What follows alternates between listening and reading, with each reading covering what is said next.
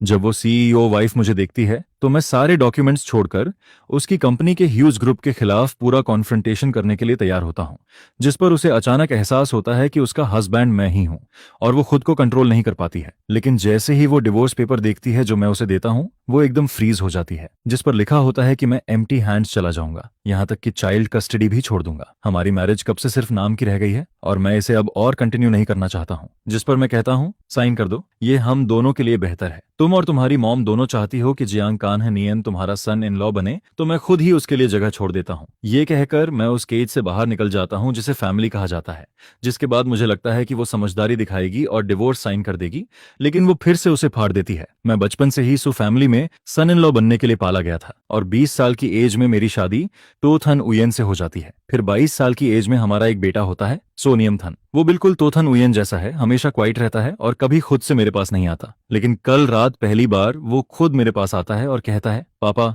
Jiang uncle मरने वाले हैं, उनकी लास्ट विश है कि वो मॉम से शादी करें, क्या आप मॉम से डिवोर्स कर सकते हो? जिस पर उस मोमेंट में मैं पूरी तरह टूट जाता हूँ और सोचता हूँ कि अब बस डिवोर्स ही सही है। सुबह ब्रेकफास्ट के समय मैं खुद तो थानहा उयेन को डिवोर्स पेपर देता हूँ और कहता हूँ कि मैंने सारी रात बेटे की बातों के बारे में सोचा है। अगर उसे जियांग कान्ह नियन इतना पसंद है तो मैं कस्टडी भी छोड़ दूंगा। मैं एम्पटी हैंड्स चला जाऊंगा। एसेट्स तुम बच्चे के नाम कर देना, उसे ही सपोर्ट मान लेना। जिस पर तो थाना ह्वेन कॉफी कप रखकर ऊपर देखती है और कहती है, क्या तुम मुझसे बात कर रहे थे? मैं उसके कान में लगे ब्लूटूथ ईयरफोन को देखता हूँ और समझ जाता हूँ कि मेरी एक भी बात उसने नहीं सुनी, जिस पर मेरे अंदर एक हेल्पलेस फीलिंग उठती है, क्योंकि हर बार उससे बात करने पर मुझे यही इग्नोरेंस मिलता है। फिर मैं सीधे डिवोर्स पेपर के लास्ट पेज पर पलटता हूँ और कहता हूँ, साइन कर दो, ज्यादा टाइम नहीं लगेगा। जिस पर वो मुझे देखती है और पेपर खोलने ही वाली होती है। तभी हमारा बेटा दौड़ता हुआ आता है और कहता है, मॉम जल्दी चलो, जियांग अंकल इंतजार कर रहे हैं। जिस पर मैं उसका हाथ पकड़ लेता हूँ और कहता हूँ, पहले साइन करो।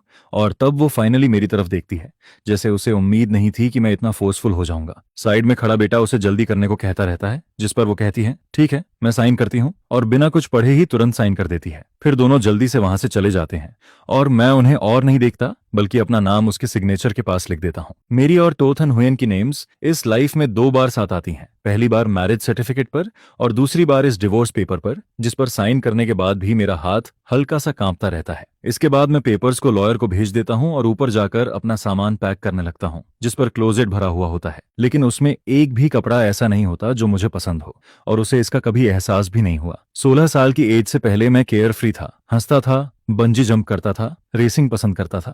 लेकिन शादी के बाद मुझे रूल्स फॉलो करने के लिए मजबूर किया जाता है, हम्बल और जेंटल बनने को कहा जाता है, क्योंकि सो फैमिली को सिर्फ एक परफेक्ट सन इन लॉ चाहिए था। लेकिन इतना सब करने के बाद भी मुझे सिर्फ उसके फ्रेंड्स की मॉकिंग मिलती है। वो कहते हैं कि मैं फेक हूँ और जियांग कान्ह नियन और तो थानुयन ज्यादा परफेक्ट कपल हैं। ये सब सोचते हुए जब मैं उन कपड़ों को देखता हूँ जो कोटियन सिन्हा के हैं, तो मुझे अंदर से पेन फील होता है और न्यूजिया जैसा लगता है, जिस पर मैं बाथरूम में जाकर उल्टी करता हूँ। कुछ देर बाद जब मैं मिरर में खुद को देखता हूँ तो रियलाइज करता हूँ कि डिवोर्स लेना बिल्कुल सही डिसीजन है और मैं इस केज में और नहीं रहना चाहता। मैं बाहर निकलकर फिर से खुद बनना चाहता हूँ। फिर मैं अपने बेस्ट फ्रेंड को कॉल करता हूँ कि वो मुझे लेने आए, क्योंकि सो फैमिली मेरा घर नहीं है और कॉल फैमिली ने भी शादी के बाद मुझे इग्नोर कर दिया था, तो वो भी अब मेरा घर नहीं रहा। मेरा फ्रेंड जल्दी ही आता है और कंफ्यूज्ड होकर पूछता है, आज तेरा बर्थडे है और तू यहाँ क्या कर रहा है? पिछले हफ्ते तो तूने कहा था कि वाइफ और बेटे के साथ सेलिब्रेट करेगा। जिस पर मैं शॉक्ड होकर फोन निकालता हूँ और चैट हिस्ट्री देखता हूँ और पता चलता है कि मैंने सच में रेस्टोरेंट बुक किया था और तो थाने ह्वेन को इनवाइट भी किया था, लेकिन उसने अब तक रिप्लाई नहीं किया। पहले शायद मुझे दुख होता, लेकिन अब मैं नंब हो चुका हूँ। जिस पर मैं फ्रेंड के साथ रेस्टोरेंट चला जाता हूँ, लेकिन जैसे ही हम बुकिंग कोड बताते हैं, मैनेजर ऑकवर्ड होकर कहता है कि आज पूरा रेस्टोरेंट तो मैडम ने बुक कर लिया है और वो अपने सन के साथ कॉटियन सिन का बर्थडे सेलिब्रेट कर रही हैं और वो हमें डबल रिफंड देने की बात करता है। जिस पर मैं कहता हूँ कि रिफंड की जरूरत नहीं है, असली कॉटियन सिन है तो मैं हूँ। लेकिन जैसे ही हम हॉल के अंदर जाते हैं, हमें दूर से एक हैप्पी फैमिली की हंसी सुनाई देती है। हम देखते हैं कि तो थाना ह्वेन और कोनिम थान जियांग कांग नियन को बर्थडे विश कर रहे होते हैं, जिस पर वो कहते हैं, आपको हर खुशी मिले, और बेटा कहता है, जियांग अंकल आप मॉम से शादी करो और मेरे डैड बन जाओ। ये देखकर मैं उन्हें खुश बैठा देखता हूँ और नोटिस करता हूँ कि तो थानह उयेन की नजरें जियांग कान्ह नियन से हटती ही नहीं है और मेरा बेटा भी उसकी चेयर खींचता है, उसके कपड़े ठीक करता है। 5 साल की शादी में तोथन हुयेन को मेरा बर्थडे तक याद नहीं था, जिस पर मेरा फ्रेंड ये सब देखकर सह नहीं पाता और मुझे पानी देता है। फिर मैं उसे बताता हूँ कि मैंने डिवोर्स साइन कर दिया है, जिस पर वो तुरंत मुझे घर ले जाता है। मैं नहीं रोता, लेकिन वो रोने लगता है और गुस्से में तो थान यूएन को गालियां देता है और कहता है कि कोनिम थान भी अनग्रेटफुल है। वो कहता है कि 5 साल से मैं सिर्फ उन्हीं दोनों के लिए जी रहा हूँ, ना कोई काम ना सोशल लाइफ। मुझे बाहर बुलाना भी मुश्किल था, लेकिन जैसे ही तो थाना हुएन कॉल करती थी, मैं बच्चे की तरह खुश होकर घर भागता था और उसके लिए सूप बनाता था। तेरा बेटा जब दूध छुड़ाते वक्त रोता था, तब तू पूरी रात जागकर उसे शांत करता रहता था। एक रात नहीं, बल्कि कई रातों तक, जिस पर तू अपना दिल और सब कुछ लगा देता है और बदले में तुझे सिर्फ बेट्रेल मिलता है। मुझे पता है अभी तू अंदर से बहुत टूट रहा है, अगर रोना है तो रो ले। जिस पर अपने बेस्ट फ्रेंड की बातें सुनकर मैं सिर पीछे करता हूँ, एक घूंट बियर पीता हूँ और सोफा पर टिक जाता हूँ। अब मुझसे रोया भी नहीं जाता, लेकिन मैं पहले बहुत बार रो चुका हूँ। जब तो माओ ने मुझे रूल्स सिखाने के लिए दबाया था, जब मैं तो थन हुएन से दिल की बात करता था और वो इग्नोर कर देती थी, और जब मैं रात 12 बजे तक उसका इंतजार करता था लेकिन वो घर नहीं आती थी, तब भी मैं टूटता था। और जब को निमथान को रात में फीवर आता है, मैं उसे संभालता हूँ, उसे कॉल करता हूँ, लेकिन वो फोन काट देती है। जिस पर मैं फिर भी उम्मीद करता रहता हूँ कि कभी तो वाइफ हस्बैंड जैसा रिलेशन होगा, एक केयरिंग फादर और लविंग फैमिली बनेगी, लेकिन उन्होंने कभी मेरी तरफ देखा तक नहीं। 5 साल बीत जाते हैं और मुझे बहुत पहले ही समझ जाना चाहिए था। इसके बाद नशे में मैं गहरी नींद में चला जाता हूँ और अगली सुबह अचानक तो थान यूएन का कॉल आता है, जिसकी आवाज अभी भी स्लीपी और भारी लगती है। जिस पर वो पूछती है मेरा वो नेकलेस कहाँ है। मैं कैजुअली जवाब देता हूँ ड्रेसिंग रूम के पहले ड्रॉर में है। फिर वो पूछती है इयररिंग्स कहाँ है, जिस पर मैं कहता हूँ उसके नीचे वाले ड्रॉर में है। ये सब बोलने के बाद अचानक मुझे रियलाइज होता है कि हम डिवोर्स लेने वाले हैं और मुझे अब ये सब करने की जरूरत नहीं है। जिस पर मैं उसे रिमाइंड करता हूँ कि मेड से साफ सफाई करवा लिया करे, आगे कुछ चाहिए हो तो उनसे पूछ लेना, क्योंकि हम जल्द ही डिवोर्स लेने वाले हैं और ऐसे कॉल करना ठीक नहीं है। ये सुनकर वो हल्का सा हंसती है और दूसरी तरफ ड्रॉर खोलने की आवाज आती है, जिस पर मुझे लगता है कि मैंने सब क्लियरली बोल दिया है और मैं कॉल काटने वाला होता हूँ। तभी वो ऑर्डर देती है कि दोपहर में सी फूड पॉरेज बनाकर कंपनी के ऑफिस भेज देना, और ये कहकर वो कॉल काट देती है। जिस पर मुझे साफ समझ आता है कि डिवोर्स की मेरी बात उसने बिल्कुल नहीं सुनी और गुस्से में मेरे हाथ तक कांपने लगते हैं। जिस पर मैं तुरंत उसका नंबर ब्लॉक कर देता हूँ। इसके बाद सोचते हुए मैं को निमथान के स्कूल टीचर का नंबर भी ब्लॉक कर देता हूँ, लेकिन गलती से तो माओ को भी ब्लॉक कर देता हूँ। जिस पर जब मैं घर से बाहर निकलकर लंच के लिए जाता हूँ, वो मुझे रोककर जबरदस्ती कार में बैठा लेती है। फिर वो मेरे चेहरे पर फोटोज फेंकती है, जिसमें तो थान यूएन और जियांग कान्ह नियन की क्लोज फोटोज होती हैं, और गुस्से में कहती है कि मैंने उसे डिसअपॉइंट कर दिया। उसने मुझे 16 साल की एज से ट्रेन किया, लेकिन मैं अपनी वाइफ का दिल नहीं जीत पाया। फोटो के शार्प एज से मेरी गर्दन कट जाती है और खून निकलने लगता है। जिस पर मुझे याद आता है कि जब मुझे सन इन लॉ चुना गया था, तब लोग मेरी लक से जेलस होते थे, लेकिन असल में मैंने उसी दिन अपनी फ्रीडम खो दी थी। 16 साल की एज से मैं सिर्फ परफेक्ट कॉ टीएन सिन्हा बनने के लिए जीता हूँ। दबाव इतना था कि सांस लेना मुश्किल हो जाता है। जिस पर 12th में मैं जानबूझकर रिबेलियस बनता हूँ, रिलेशनशिप करता हूँ ताकि ये मैरिज टूट जाए, लेकिन तो थान यूएन कुछ नहीं कहती। भले ही हमारी शादी को 5 साल हुए हैं, लेकिन मैं 10 साल से कंट्रोल हो रहा हूँ और अब मैं और नहीं सह सकता। जिस पर मैं साफ कहता हूं कि हमने डिवोर्स साइन कर दिया है, मैं कस्टडी नहीं ले रहा और एम्प्टी हैंड्स जा रहा हूं। अगर आपको पसंद नहीं तो कोई और सन इन लॉ ढूंढ लीजिए। ये कहकर मैं कार से उतर जाता हूं।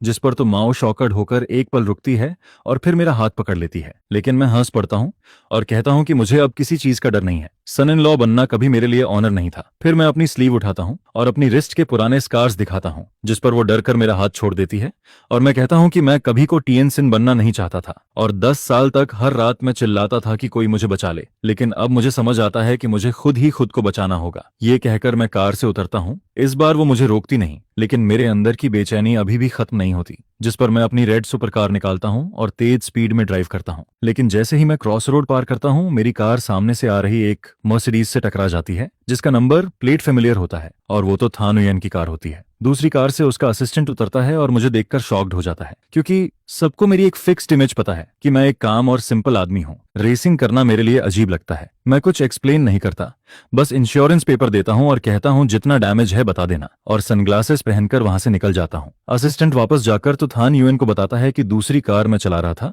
जिस पर वो बस ठंडे अंदाज में कहती है चलो, जैसे उसे कोई फर्क ही नहीं पड़ता। लेकिन 3 घंटे बाद हम फिर से मिलते हैं, जब वो अपने पार्टनर के साथ रेसिंग ट्रैक पर आती है, जहां एक red racing car first position जीतती है, और ड्राइवर जब उतरता है तो उसका टॉल और अट्रैक्टिव लुक सबका ध्यान खींचता है, जिस पर खुद तो थाना हुएन भी इम्प्रेस्ड हो जाती है। लेकिन जैसे ही वो हेलमेट हटाता है, असिस्टेंट शॉक्ड होकर कहता है ये तो कॉ टीएन सिन्हा है। जिस पर तो थाना हुएन कुछ नहीं कहती, लेकिन आसपास की लड़कियों की नजरें उस पर देखकर वो हल्का सा अनकंफर्टेबल फील करती है, और मैं जब उसकी नजरों को नोटिस करता हूँ तब भी मैं उसकी तरफ नहीं देखता, क्योंकि सालों से जब भी हम कैजुअली मिलते हैं वो मुझे ऐसे इग्नोर करती है जैसे मैं कोई स्ट्रेंजर हूँ। इसलिए जब रेसिंग इवेंट के ऑर्गेनाइजर्स हमें इंट्रोड्यूस करते हैं मैं भी ऐसे बिहेव करता हूँ जैसे मैं तो थान उयन को जानता ही नहीं हूँ, जिस पर लोग कहते हैं कि तोटोंग से मिलकर अच्छा लगा, लेकिन वो हमेशा की तरह कोल्ड एक्सप्रेशन बनाए रखती है और माहौल ऑकवर्ड हो जाता है। तभी जियांग कान्हनियन की आवाज आती है, थान उयन, काम खत्म हुआ या नहीं?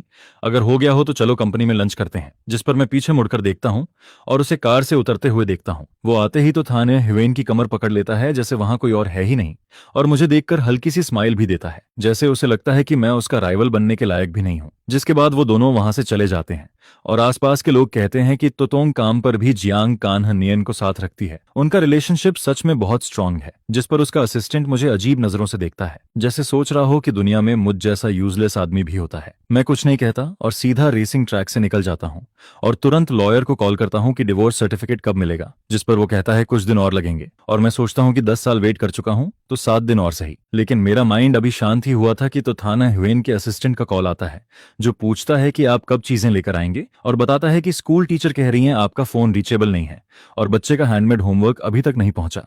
जिस पर मुझे याद आता है कि डिवोर्स की बात से पहले मैं मोबाइल में वीडियो देखकर उसके लिए नीडल और थ्रेड से हैंडमेड वर्क बना रहा था, और जब मैं घर से निकला था तब वो आधा ही बना था। मैं आसमान में उड़ते हुए फ्री क्लाउड्स को देखता हूँ और सीधे कह देता हूँ कि सी फूड पॉरेज अब नहीं मिलेगा और आगे से मैं कुछ भी नहीं लाऊंगा, और कौन इम थान के बारे में भी अब मैं कुछ नहीं संभालूंगा, इसलिए मुझे कांटेक्ट मत करना। और ये कहकर मैं असिस्टेंट का नंबर भी ब्लॉक कर देता हूँ। दूसरी तरफ असिस्टेंट परेशान होकर तो थान यूएन को बताता है कि मैंने कॉल काट दिया और अब कांटेक्ट नहीं हो रहा, शायद मैंने उसे ब्लॉक कर दिया है। जिस पर वो खुद फोन निकालकर मुझे मैसेज भेजती है, तुम क्या कर रहे हो? लेकिन अगले ही मोमेंट रेड नोटिफिकेशन आता है कि वो अब मेरी फ्रेंड लिस्ट में नहीं है, पहले रिक्वेस्ट भेजनी होगी। जिस पर असिस्टेंट चैट हिस्ट्री देखता है और नोटिस करता है कि लास्ट मैसेज भी 1 हफ्ते पुराना है। फिर वो कैजुअली कहता है कि जांग चननियन और सर का बर्थडे एक ही दिन है, यानी कल सर का भी बर्थडे था, क्या गिफ्ट नहीं देना चाहिए? जिस पर तोथन उयन बिना इंटरेस्ट के कहती है, ध्यान नहीं दिया। असिस्टेंट को यह जवाब सुनकर भी हैरानी नहीं होती, क्योंकि चैट हिस्ट्री में वो कभी रिप्लाई नहीं करती, लेकिन फिर वो गुस्से में कहती है कि एक बर्थडे गिफ्ट भेज दो, तुम देख लो क्या सही रहेगा। असिस्टेंट जी मैडम कहकर बाहर निकल जाता है और गिफ्ट अरेंज करने लगता है। शाम को मुझे वही गिफ्ट मिलता है जो उसका असिस्टेंट लाकर देता है और कहता है कि ये तो टोंग की तरफ से है, जिस पर मैं उसे लेने से मना कर देता हूँ, क्योंकि मुझे समझ नहीं आता कि अब गिफ्ट देने का मतलब क्या है। बर्थडे तो गुजर चुका है, और वैसे भी पिछले 10 साल से मेरी एक ही विश थी, फ्रीडम, और अब डिवोर्स के साथ वो विश वैसे भी पूरी हो रही है। जिस पर मैं सोचता हूँ कि इन 7 दिनों में हमारा कोई कनेक्शन नहीं रहेगा। लेकिन तभी तो मौ का मैसेज आता है। वो कहती है कि वो डिवोर्स में इंटरफियर नहीं करेगी, लेकिन जब तक डिवोर्स पूरा नहीं होता उसका ग्रैंडसन किसी भी तरह अफेक्ट नहीं होना चाहिए। जिस पर मुझे अजीब लगता है, क्योंकि खुद बच्चे ने ही डिवोर्स के लिए कहा था। लेकिन उसके बाद वो लगातार मैसेज करती है कि वीकेंड पर मुझे वैसे ही मेन हाउस आना होगा और बच्चे के साथ टाइम स्पेंड करना होगा, क्योंकि तोथन उयन को भीड़ पसंद नहीं है। शादी के बाद हम दोनों मेन हाउस से अलग विला में रहते थे, लेकिन बच्चे के बाद हर वीकेंड हम उसे मेन हाउस लेकर जाते थे, और आज शुक्रवार है जिस पर नॉर्मली मैं ही स्कूल से उसे लेने जाता हूँ। तो थाना उयन हमेशा बिजी रहती है, रात 10 बजे से पहले घर नहीं आती। लेकिन इस बार जब मैं मेन हाउस पहुंचता हूँ वो पहले से वहां होती है। मैं उसे इग्नोर करता हूँ और सीधे ऊपर जाने लगता हूँ, लेकिन वो मुझे रोककर पूछती है, बर्थडे गिफ्ट पसंद आया? मैं उसे देखता हूँ और समझ जाता हूँ कि उसे ये भी नहीं पता कि मैंने गिफ्ट एक्सेप्ट ही नहीं किया। लेकिन ये भी कोई नई बात नहीं है, क्योंकि वो मुझे हमेशा इग्नोर करती है। मैं ज्यादा बात नहीं करना चाहता और बस हल्का सा सिर हिला देता हूँ, लेकिन तभी वो ऑर्डर देती है कि कोनिम थान जियांग कान्हनियन के लिए प्रोटेक्शन चार्म बना रहा है, तुम जाकर उसे पूरा करने में हेल्प करो। ये सुनकर मुझे अंदर से झटका लगता है। क्या बर्थडे गिफ्ट के साथ ये कंडीशन भी आती है? जिस पर मैं बिना कुछ बोले उसे इग्नोर करता हूँ और ऊपर चला जाता हूँ। वो पीछे से बस देखती रहती है और कुछ नहीं कहती। ऊपर जाकर मैं देखता हूँ कि कोनिम थान डेस्क पर बैठा है और नाइफ से बहुत ध्यान से कार्विंग कर रहा है, और उसके सामने एक ऑलरेडी बना हुआ चार्म रखा होता है जिसे वो कॉपी कर रहा होता है। मेरे कदमों की आवाज सुनकर वो ऊपर देखता है, लेकिन तुरंत उस फिनिश्ड चार्म को उठा लेता है और कहता है, ये मॉम ने जियांग अंकल के लिए बनाया है, आप इसे मत लेना। जिस पर मेरा दिल जोर से दर्द करता है। जिस बच्चे को मैंने अपनी लाइफ से ज्यादा इंपॉर्टेंस दी वो आज मुझे चोर समझ रहा है। जिस पर मैं उसे देखता हूँ और उसके चेहरे में तो थाना उयन की झलक साफ दिखती है और अंदर से एक कड़वाहट उठती है। मैं धीरे से कहता हूँ, तुम्हें मुझसे डरने की जरूरत नहीं है। मैंने कभी किसी का कुछ लेने की कोशिश नहीं की, और वैसे भी मैं और तुम्हारी मॉम जल्द ही डिवोर्स लेने वाले हैं और बहुत जल्द जियांग अंकल तुम्हारे नए डैड बन जाएंगे। कोई यंतोजो, तुम एक बच्चे के सामने इस तरह उल्टा सीधा बोलते हो, जिस पर क्या तुम अभी भी एक अच्छे फादर हो? यह शायद सबसे लंबी बात है जो तो थाना उयेन ने मुझसे कही है। जिस पर मैं मुड़कर उसके ठंडे चेहरे को सीधा देखता है, हल्का सा मुस्कुराता है। हाँ, मैं ही बुरा हूँ। जिस पर तुम इसके लिए कोई अच्छा फादर ढूंढ लो। यह कहकर जैसे ही मैं दरवाजे की तरफ बढ़ता है, तभी कॉ येंटू और तो थाना हुएन आगे आकर मेरा हाथ पकड़ लेते हैं, जिसकी आवाज अचानक भारी होकर वार्निंग जैसी लगती है। लेकिन तभी अचानक को निमथान का फोन घड़ी बज उठता है, जिसे सुनकर वह खुश होकर बोलता है, माँ, अंकल जियांग वीडियो कॉल कर रहे हैं। जिस पर अगले ही पल तो थाना हुएन मेरा हाथ छोड़ देती है और मैं उसे फोन उठाने जाते हुए देखता है, जिसका चेहरा जो अभी तक ठंडा था अब मुस्कुराने लगता है। यह देखकर मुझे अचानक सब बेकार सा फील होता है। जिस पर बिना कुछ बोले मैं गेस्ट रूम में लौट जाता है और दरवाजा बंद कर देता है। कमरा काफी पुराना है, जबकि जून का महीना है, फिर भी मुझे ऐसा फील होता है जैसे मैं किसी ठंडी जमीन के नीचे दफन कॉफिन में लेटा हूँ। लेकिन इसी बीच एक अजीब सी फेमिलियर शांति भी महसूस होती है। इसके बाद जब से मैंने तो थाने हुएन को डिवोर्स पेपर्स दिए थे, तब से मैंने अपने अंदर सब कुछ टूटने का माइंडसेट बना लिया था। उस रात सपना काफी कैओटिक था, लेकिन अगले दिन भी मेरी बॉडी क्लॉक मुझे सुबह 5 बजे जगा देती है। पहले इसी वक्त मैं उठकर तो थाने हुएन और उसके बेटे के लिए ब्रेकफास्ट तैयार करता था, जिस पर मैं अपनी भौहें सिकोड़ता है और तो मदर की धमकी याद करके नीचे जाने का फैसला करता है। लेकिन नीचे आकर पता चलता है कि तोथन हेनोथन हुएन और कोनियमथन सुबह ही बाहर जा चुके थे। सुना है कि वो जांग का नियन के साथ सनराइज देखने गए हैं, जिस पर मुझे यह सब बेहद मजाकिया लगता है। जो भी समझदार है वो देख सकता है कि उस बच्चे को मेरी कोई जरूरत ही नहीं है, फिर भी तो मदर मुझे जबरदस्ती घर बुलाती है, जिस पर मैं बस सोचता है कि इस वीकेंड को समहाउ सहन करना है। इसके बाद मेरा बेस्ट फ्रेंड मुझे कॉलेज लेकर जाता है, बोलता है कि मूड ठीक करने के लिए कुछ खूबसूरत लड़कियों के साथ टाइम बिताते हैं। वहां की 18 साल की लड़कियां उन लोगों को खुश करना अच्छे से जानती है, जो हर दिन भैया, अरे सुनो ना बोलकर इमोशनल वैल्यू देती रहती है। कुछ दिन उनके साथ घूमने के बाद मेरा मूड सच में काफी बेहतर हो गया था। जिस पर मेरा दोस्त मुझे चिढ़ाते हुए कहता है, क्या हुआ, मैंने तुझे दुनिया दिखाई? अब समझ आया ना ये लड़कियां कितनी अमेजिंग हैं? क्या अब भी तो थाना हुएन जैसी बूढ़ी औरत से प्यार करता है?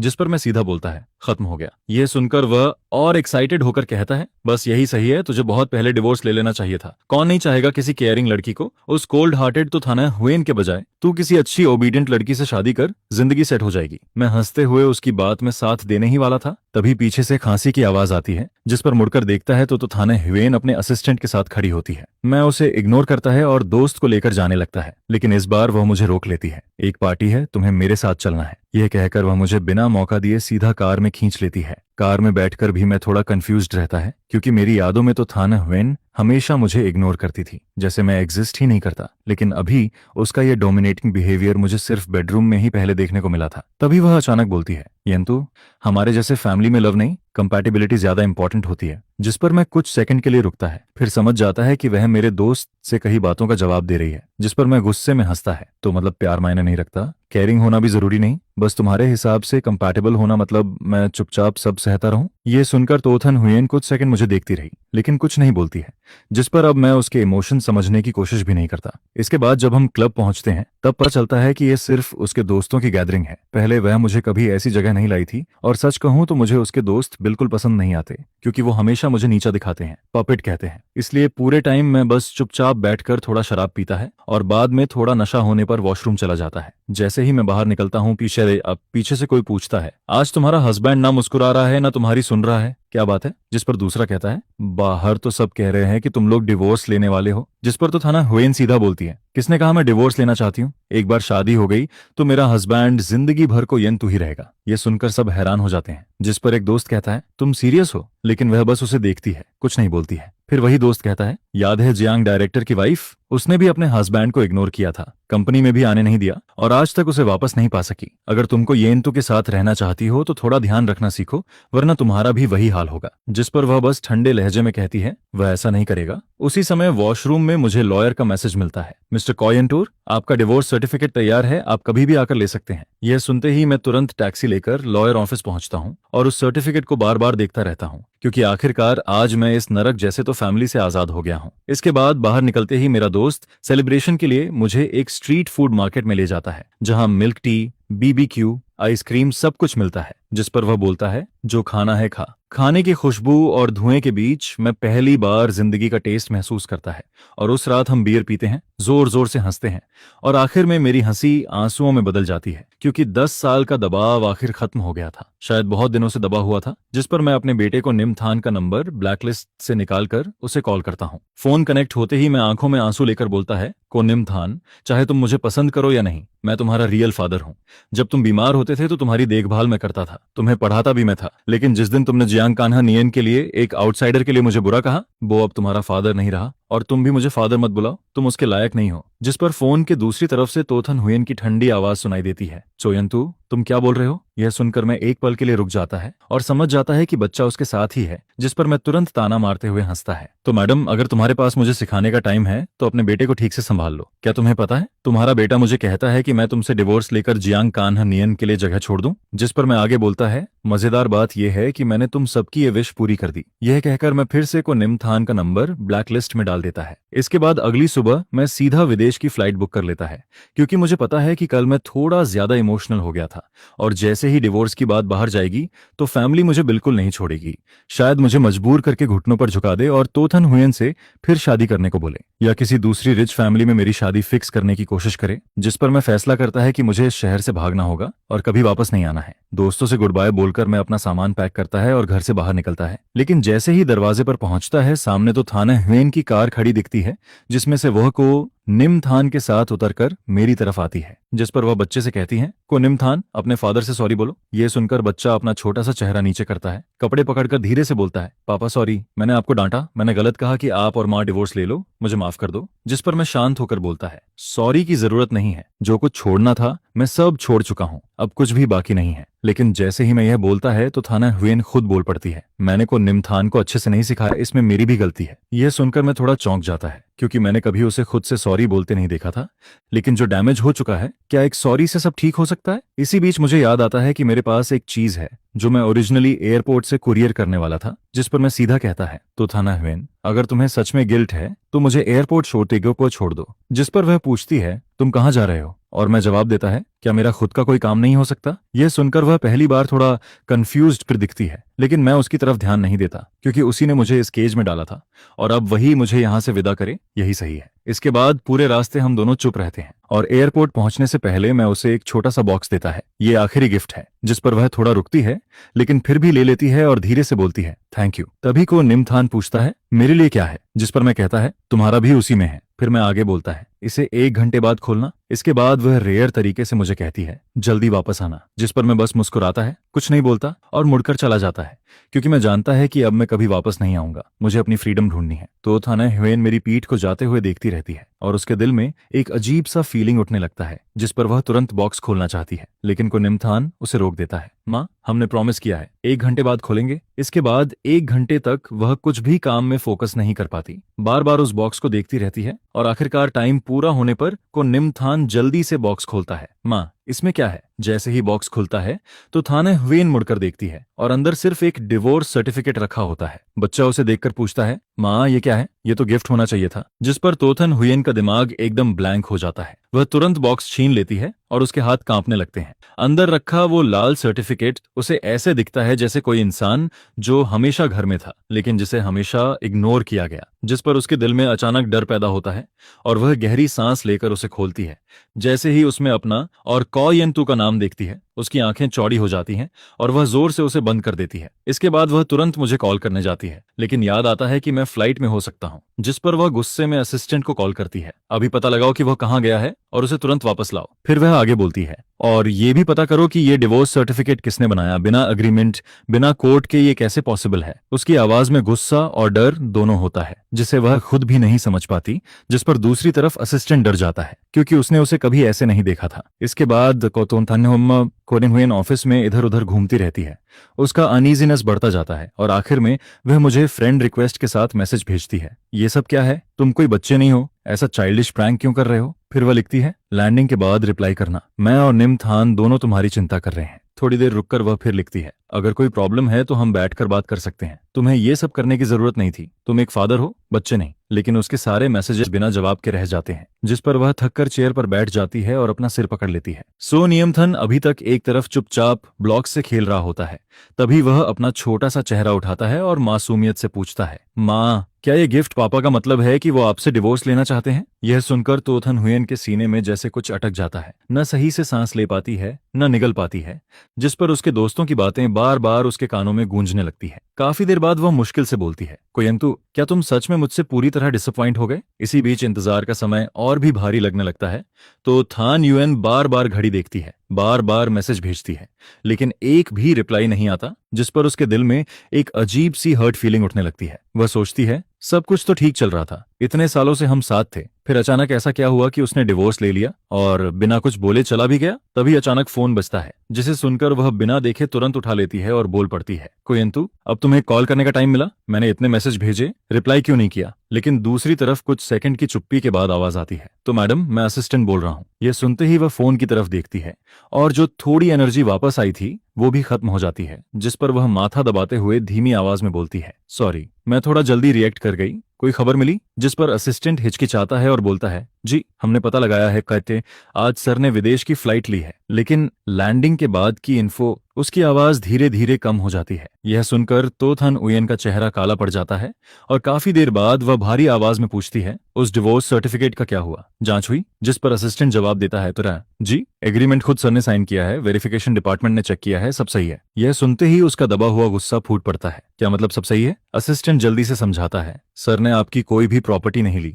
जॉइंट एसेट्स भी उन्होंने अपने हिस्से से सबको निमथान के नाम कर दिए और इसे चाइल्ड सपोर्ट बताया है, उन्होंने कस्टडी भी नहीं मांगी। यह सुनकर असिस्टेंट खुद भी घबरा जाता है, क्योंकि उसने कभी इतना क्लीन डिवोर्स नहीं देखा था जहां कोई कुछ भी न ले, बस चुपचाप चला जाए। उधर तोथन हुयन फोन काट देती है, हाथ में फोन पकड़े काफी देर तक बैठी रहती है, समझ नहीं पाती कि जो शादी इतनी स्टेबल लग रही थी वो अचानक टूट कैसे गई। जिस पर वह धीरे से खुद से पूछती है, कोई तो तुम्हें आखिर किस बात की डिससैटिस्फैक्शन थी? तभी स्टडी रूम का दरवाजा थोड़ा खुलता है और कुनिम थान अंदर आता है। उसके पैरों से लिपटकर एक्साइटेड होकर बोलता है, माँ, मैंने अंकल जियांग से पूछा, डिवोर्स का मतलब है मुझे नया पापा मिलेगा, तो आप जल्दी अंकल जियांग से शादी कर लो, मैं उन्हें नया फादर बनाना चाहता हूँ। ये सुनकर तोथन हुयन को ये बात बहुत चुभती है और पहली बार वह गुस्से में बोलती है, तुम्हें क्या पता, आगे से ऐसी बात मत कहना, तुम्हारा सिर्फ एक ही फादर है, कोई नया नहीं। जिस पर बच्चा डर जाता है और रोते हुए बोलता है, मुझे नया फादर चाहिए, मुझे वो पुराने वाले नहीं चाहिए, वो तो बस नैनी जैसे है। यह सुनकर तो थाना हुयन का गुस्सा और बढ़ जाता है। ये सब किसने सिखाया तुम्हें? उसे समझ आता है कि एक 3 साल का बच्चा खुद ये सब नहीं बोल सकता, जरूर किसी ने उसके दिमाग में ये बातें डाली हैं। लेकिन कौन इम्तिहान गुस्से में भाग जाता है, मुझे माँ पसंद शासन नहीं, अगर नया फादर नहीं दोगी तो मैं घर नहीं आऊंगा। तो थाना हुवेन उसे रोकने ही वाली होती है, तभी फोन बजता है और इस बार जियांग कान्ह नियन का कॉल होता है, जिस पर वह 1 सेकंड रुकती है और बेटे को छोड़कर कॉल उठा लेती है। फोन उठाते ही जियांग कान्ह नियन की आवाज आती है, थाना हुवेन, मैंने सुना तुम और कोयन टू डिवोर्स ले रहे हो, क्या ये सच है या बच्चे की बात है? जिस पर वह थककर बोलती है, ये गलत फहमी है, मैं डिवोर्स नहीं लूंगी, कुछ और काम है। जिस पर वह बोलता है, आज हम निमथान को एम्यूजमेंट पार्क ले जाने वाले थे फायरवर्क्स देखने, तुम लोग गायब हो गए तो पूछा। जिस पर वह कहती है, सॉरी मैं भूल गई, अगली बार चलेंगे। फोन रखने के बाद उसे पता चलता है कि निमथान गायब हो चुका है, लेकिन वह ज्यादा ध्यान नहीं देती क्योंकि घर में इतने सर्वेंट्स है कि उसे लगता है बच्चा सेफ ही होगा। लेकिन कुछ ही देर में पता चलता है कि बच्चा सच में गायब हो गया है।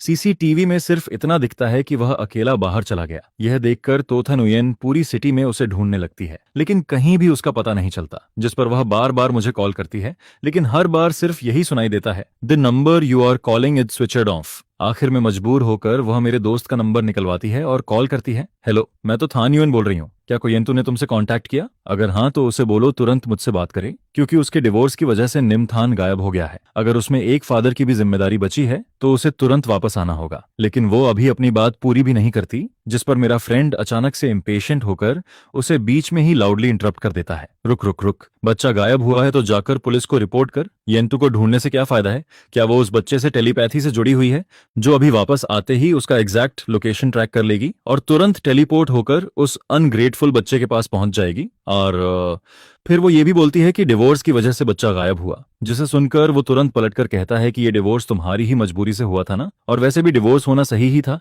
क्योंकि तुम और वो अनग्रेटफुल बच्चा दोनों ही अच्छे नहीं हो। इसके बाद फोन अचानक कट हो जाता है, लेकिन उसी पल फिर से रिंग होने लगता है, जिस पर पता चलता है कि कॉल जियांग कान नियन का है। तो थान हुएन जल्दी से कॉल उठाती है, लेकिन बस इतना ही सुन पाती है कि कोई निम थान को किडनैप करने की कोशिश कर रहा है, उसे छोड़ दो, केयरफुल रहो। जिस पर अचानक कॉल कट हो जाता है। यह सुनते ही तो थान हुएन तुरंत लोगों को जियांग कान नियन के फोन सिग्नल को ट्रैक करने के लिए भेज देती है, और फिर जब वो लोग लोकेशन पर पहुंचते हैं तो देखते हैं कि जियांग कान नियन और को निम थान दोनों ही अनकॉन्शियस पड़े होते हैं। हाईवे के किनारे ढलान पर जियांग कान्हनियन के शरीर पर कई स्क्रैचेस होते हैं।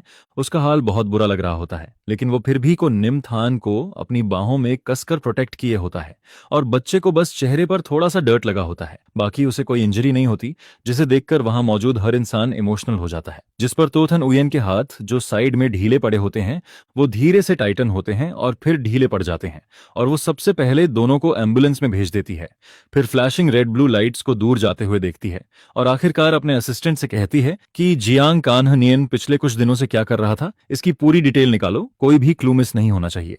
ये सुनकर असिस्टेंट पहले थोड़ा शॉक्ड होता है, लेकिन फिर उसे रियलाइज होता है कि तो बॉस पूरे शहर में ढूंढने के बाद भी यंग मास्टर निमथान को नहीं ढूंढ पाई थी, तो फिर जियांग कान्हनियन ने कैसे ढूंढ लिया। और फिर वो सोचता है कि इतने सर्वेंट्स होने के बावजूद एक 3 साल का बच्चा बिना किसी को पता चले कैसे बाहर जा सकता है, और अगर ये किडनैप था तो किडनैपर्स ने रैंसम क्यों नहीं मांगा, बल्कि बच्चे को हाईवे पर छोड़ दिया। जिस पर साफ दिखता है कि इतने सालों के बिजनेस एक्सपीरियंस के बाद तो थाना हुएन इतनी ऑब्वियस बातों पर डाउट कैसे नहीं करेगी। फिर बहुत जल्दी उसे प्रूफ मिल जाता है कि इस किडनैपिंग का मास्टरमाइंड खुद जियांग कान्हनियन ही है, जिस पर वो डॉक्यूमेंट्स को हाथ में लेकर काफी देर तक चुप रहती है, और फिर पुलिस स्टेशन से केस फाइल वापस ले लेती है। इसके बाद वो कामली कहती है कि इस बात को बाहर मत जाने देना, सारे एविडेंस डिस्ट्रॉय कर दो, मैं नहीं चाहती कोई तीसरा इंसान इसके बारे में जाने, और बाहर यही कहा जाएगा कि जियांग चान्यन ने नियमथान को बचाया है। यह सुनकर असिस्टेंट पूरी तरह शॉक्ड रह जाता है, क्योंकि उसे समझ नहीं आता कि क्या तो बॉस अपने ही बेटे के किडनैपर को प्रोटेक्ट कर रही है। लेकिन इससे पहले कि वो कुछ समझ पाता तो थान हुएन हॉस्पिटल के कॉरिडोर के एंड में गायब हो जाती है। फिर वो पेशेंट रूम का डोर खोलती है, जहां जियांग कान्हनियन बेड पर टिककर बैठा होता है। उसका चेहरा पैल लग रहा होता है, जिसे देखकर वो हल्का सा फ्रॉन करती है, और उसकी नजरों में सस्पिशन नजर आता है। जिस पर जियांग कान्हनियन हल्की खांसी के साथ वीक आवाज में पूछता है कि नियमथान कैसा है, वो ठीक तो है ना, वो अभी इतना छोटा है, ये सब उसके लिए बहुत बड़ा ट्रॉमा हो सकता है। और फिर वो येन टू को ब्लेम करता है कि वो बिना सोचे चला गया, अपने बच्चे की भी परवाह नहीं की, और ऐसा इरिस्पॉन्सिबल फादर दुनिया में कोई नहीं होता। यह कहकर वो उठकर जाने की कोशिश करता है, लेकिन जैसे ही वो तो थाना उयन के पास से गुजरता है वो उसे पकड़कर रोक लेती है, जिस पर वो कोल्ड टोन में कहती है कि कोई अच्छा पिता है या नहीं, इसका फैसला दूसरों को करने की जरूरत नहीं है। यह सुनकर जियांग कान्हनियन ऊपर देखता है, और तो थान उयेन के कोल्ड एक्सप्रेशन को देखकर कुछ पल के लिए स्टन्ड रह जाता है, क्योंकि जो चेहरा हमेशा उसके लिए जेंटल रहता था वो अब पूरी तरह ठंडा और डरावना लग रहा होता है। फिर वो इमोशनल होकर कहता है कि इतने सालों का उनका रिलेशनशिप है, वो कोई आउटसाइडर कैसे हो सकता है, और फिर सॉफ्ट होकर बोलता है कि वो बस चिंता में बहक गया था। लेकिन किडनैपिंग की बात सच में बहुत शॉकिंग थी, और निमथान को वो बचपन से देखता आया है, इसलिए उसे उसके लिए बहुत बुरा लग रहा है। जिस पर तो थान उयन के हाथ फिर से टाइटन होते हैं और उसकी नजरों में ठंडापन भर जाता है, और वो सीधा पूछती है कि अगर वो उसे इतना बुरा और डरावना समझता है तो फिर उसने निमथान को किडनैप करवाकर ये फेक ड्रामा क्यों रचा। यह सुनते ही जियांग कान्हनियन का चेहरा स्टिफ हो जाता है, और वो इनोसेंट बनते हुए कहता है कि वो क्या बोल रही है, लेकिन तो थान उयन कुछ एक्सप्लेन नहीं करती, बस उसकी नजरों में डिसअपॉइंटमेंट साफ दिखती है, और वो कहती है कि प्रूफ वो ऑलरेडी डिस्ट्रॉय कर चुकी है, और अब वो उसके सामने या येन टू के सामने कभी ना आए। इसके बाद वो कहती है कि वो उसे एब्रोड भेज देगी और उसकी फ्यूचर लाइफ भी सेटल कर देगी, लेकिन वो वापस कभी ना आए। यह कहकर वो जाने लगती है, लेकिन जियांग कान्हनियन पीछे से उसे पकड़ लेता है और कहता है कि उसे मत छोड़ो, अगर उसने कुछ गलत किया है तो वो बदल सकता है, क्योंकि इतने सालों से वो साथ हैं। लेकिन तो थाना हुएन बिल्कुल भी अफेक्ट नहीं होती, और उसका हाथ पकड़कर उसे हटाने लगती है, जिस पर वो पैनिक होकर कहता है कि उससे शादी कर लो। फिर वो जस्टिफाई करता है कि वो बस जल्दी में था, और वो सिर्फ उस इंसान से शादी करना चाहता है जिससे वो प्यार करता है, और वो ये भी कहता है कि वो नियम थान को भी अपनाएगा। यह सुनकर तोथन उयन उसका हाथ झटक देती है और कोल्ड आइज से कहती है कि जिसे वो प्यार करता है वो तो उसकी डेड सिस्टर होनी चाहिए थी। जिस पर वो तुरंत कहता है कि वो हमेशा उसी से प्यार करता था, क्योंकि इतने सालों से वही उसके साथ थी, उसका ख्याल रखती थी, उसके बर्थडे तक याद रखती थी और उसे कॉल करते ही सामने आ जाती थी। यह सुनते ही अचानक तो थाना ह्वेन के अंदर कुछ टूटता है और वो पीछे हटती है और कहती है कि उसने जो भी किया वो सिर्फ अपनी सिस्टर की लास्ट विश की पूरी करने के लिए किया और उसका उसके लिए कोई रोमांटिक फीलिंग नहीं है और शादी का तो सवाल ही नहीं उठता। इसके बाद वो कहती है कि आज ही उसके अब्रॉड जाने का अरेंजमेंट हो जाएगा और उसे तुरंत निकल जाना चाहिए, और फिर बिना पीछे देखे रूम से बाहर चली जाती है। और फिर सीन शिफ्ट होता है फिनलैंड में, जहां मैं इन सब से पूरी तरह अनजान होता हूं और मुझे रेजिडेंस परमिट मिल चुका होता है और मैं लोकल यूनिवर्सिटी में एडमिशन के लिए अप्लाई करता हूं ताकि अपना सपना पूरा कर सकूं और एक डिप्लोमेटिक ट्रांसलेटर बन सकूं। इसके बाद एडमिशन से पहले मैं अपनी सेविंग्स से एक छोटा सा हाउस खरीदता हूं, जिसके बारे में कहा जाता है कि वहां विंटर में ऑरोरा भी दिखता है, जिसे सोचकर मैं एक्साइटेड फील करता हूं और अपने इंडिपेंडेंट लाइफ को लेकर काफी होपफुल रहता हूं, क्योंकि अब मैं अपने टाइम को खुद कंट्रोल कर सकता हूं। मैं खुद फिनिश लैंग्वेज सीखता हूं, जिसके साथ साथ जर्मन, जापानीज और स्पेनिश भी सीखता रहता हूं। और फिर यूनिवर्सिटी के सेकंड ईयर में मैं इंटरनेशनल स्टूडेंट्स के लिए स्पेशल ट्रेनिंग प्रोग्राम में सेलेक्ट हो जाता हूं, जिस पर मेरी लाइफ स्टडी और वर्क के बीच लगातार बिजी रहती है। इसके बाद मैं रेयरली ही अपने पास्ट को याद करता हूं एंड थान यूएन के साथ मेरी शादी जैसे एक दूर की याद बन जाती है और यहाँ इस जगह पर मैं सिर्फ खुद होता हूँ, एक कंप्लीटली इंडिपेंडेंट इंडिविजुअल। फिर फिनलैंड में 5वें साल में मैं सक्सेसफुली एम्बेसी में जॉब हासिल कर लेता हूँ और एक डिप्लोमेटिक ट्रांसलेटर बन जाता हूँ, लेकिन मुझे ये बिल्कुल भी पता नहीं होता कि इन 6 सालों में तो थान हियन ने मुझे ढूंढना कभी बंद नहीं किया होता। इसके बाद टो ग्रुप के सीईओ ऑफिस में असिस्टेंट एक्साइटेड होकर कहता है कि टो बॉस को सर के बारे में खबर मिल गई है, वो अभी फिनलैंड एम्बेसी में है, जिस पर तो थाना ह्वेन तुरंत खड़ी हो जाती है और उसके चेहरे पर लंबे समय बाद खुशी नजर आती है। यह देखकर असिस्टेंट भी शॉक्ड रह जाता है, क्योंकि उसने पिछले 6 सालों में तो बॉस को कभी मुस्कुराते नहीं देखा होता और डिवोर्स के बाद तो बड़े बड़े कॉन्ट्रैक्ट साइन करने पर भी वो कभी ऐसे स्माइल नहीं करती थी। जिस पर तोथन उयन बाहर जाने लगती है, लेकिन डोर तक पहुंचकर वापस मुड़ आती है और कहती है कि मुझे उसकी करंट डिटेल्स चाहिए, तुरंत अरेंज करो, जिसे सुनकर असिस्टेंट तुरंत काम पर लग जाता है। इसके बाद उसके दिल में खुशी की लहर उठती रहती है और वो खुद को रोक नहीं पाती। हल्की सी मुस्कान उसके चेहरे पर आ जाती है और उसकी नजर डेस्क पर रखी 3 लोगों की फैमिली फोटो पर जाती है, जहां वो उसकी तस्वीर को हल्के से छूती है और धीरे से कहती है कि वो गलतफहमी जरूर खत्म करेगी और उसे वापस अपने पास लाएगी। दूसरी तरफ मैं कभी ये जानने की कोशिश नहीं करता कि तोथन उयन और को नियम थान अब कैसे हैं, क्योंकि मेरे हिसाब से शायद उन्हें वो हस्बैंड और फादर मिल गया होगा जो वो चाहते थे। इसके बाद मेरी daily life international conferences attend करने और डॉक्यूमेंट्स ट्रांसलेट करने में गुजरती है और मेरी लाइफ बिजी होने के साथ साथ स्टेबल भी रहती है। फिर एक दिन मेरे लीडर मुझे चाइनीज लैंग्वेज में एक न्यू एनर्जी प्रोजेक्ट फाइल देता है और वो फाइल मेरे सामने रखते हुए कहता है कि यंटू, हमारे डिपार्टमेंट में तुम्हारी वर्किंग एबिलिटी सबसे बेस्ट है और ये project Finland trade promotion bureau के लिए बहुत इंपॉर्टेंट है, इसलिए तुम इसे जल्दी कंप्लीट करो। जिस पर मैं थिक प्रोजेक्ट फाइल को देखकर कॉन्फिडेंट स्माइल करता हूं और कहता हूं कि सर आप टेंशन मत लीजिए, मैं इसे जरूर कंप्लीट कर दूंगा। लेकिन जैसे ही मैं फाइल खोलता हूं मुझे पता चलता है कि ये तो ग्रुप का प्रोजेक्ट है। यह देखते ही तोथन हियन की फेमिलियर इमेज मेरे दिमाग में फिर से आ जाती है, जिस पर मैं डीप सांस लेकर खुद को काम करता हूं और सोचता हूं कि उनका प्रोजेक्ट पूरी दुनिया में फैला हुआ है, तो फिनलैंड में आना कोई बड़ी बात नहीं है, शायद ये सिर्फ कोइंसिडेंस हो। इसके बाद मैं लगातार कई रातों तक जागकर प्रोजेक्ट ट्रांसलेट करता हूं और फिर कंप्लीटेड फाइल लेकर बॉस के ऑफिस का डोर नॉक करता हूं, जिस पर वो कुछ पेजेस देखकर बार बार सिर हिलाता है और मेरी तारीफ करता है कि मैं सच में टैलेंटेड हूं। लेकिन मैं उसके नेचर को जानता हूं कि जब वो ज्यादा तारीफ करता है तो जरूर कुछ काम निकलने वाला होता है। फिर भी अच्छी बातें सुनकर अच्छा लगता है, क्योंकि कई कोलेग्स इसी में फंस जाते हैं, जिस पर मैं सीधे बोल देता हूं कि सर सीधे काम बताइए, ज्यादा प्राइस मत कीजिए, नहीं तो मेरा कॉन्फिडेंस आसमान छूने लगेगा। ये सुनकर वो कहता है कि तो ग्रुप जल्द ही फिनलैंड आने वाला है एनर्जी प्रोजेक्ट इंस्पेक्शन के लिए और फिनलैंड साइड भी इसे बहुत सीरियसली ले रहा है। फिर वो कहता है कि इस बार डिप्लोमेटिक ट्रांसलेशन का काम मैंने तुम्हें असाइन किया है और साथ ही कैजुअली बोलता है कि लाइफ में बैलेंस भी जरूरी है और तुम अभी सिंगल हो ना, एंड दो ग्रुप का रिप्रेजेंटेटिव एक यंग टैलेंटेड पर्सन है, तो तुम दोनों को इंटरेक्ट करना चाहिए। यह सुनकर मेरे दिल में अचानक झटका सा लगता है और मैं सोचने लगता हूं कि क्या वो तो थाना उयन ही होगी, लेकिन फिर खुद को समझाता हूं कि ऐसा कोइंसिडेंस शायद नहीं होगा। इसके बाद जब टो ग्रुप का रिप्रेजेंटेटिव फिनलैंड पहुंचता है तो बॉस मुझे एयरपोर्ट लेकर जाता है और रास्ते में कहता है कि फिनलैंड साइड ने उनके लिए डिनर अरेंज किया है और ज्यादा फॉर्मल होने की जरूरत नहीं है, तुम आराम से ट्रांसलेशन करना। फिर वो कहता है कि वो मुझे टो ग्रुप के रिप्रेजेंटेटिव से मिलवाएगा और जैसे ही वो ये बात खत्म खत्म करता है वो मेरे पीछे किसी को हाथ हिलाकर बुलाता है और कहता है कि टो बॉस यहाँ है, जिस पर वो मुझे पकड़कर उसके सामने ले आता है।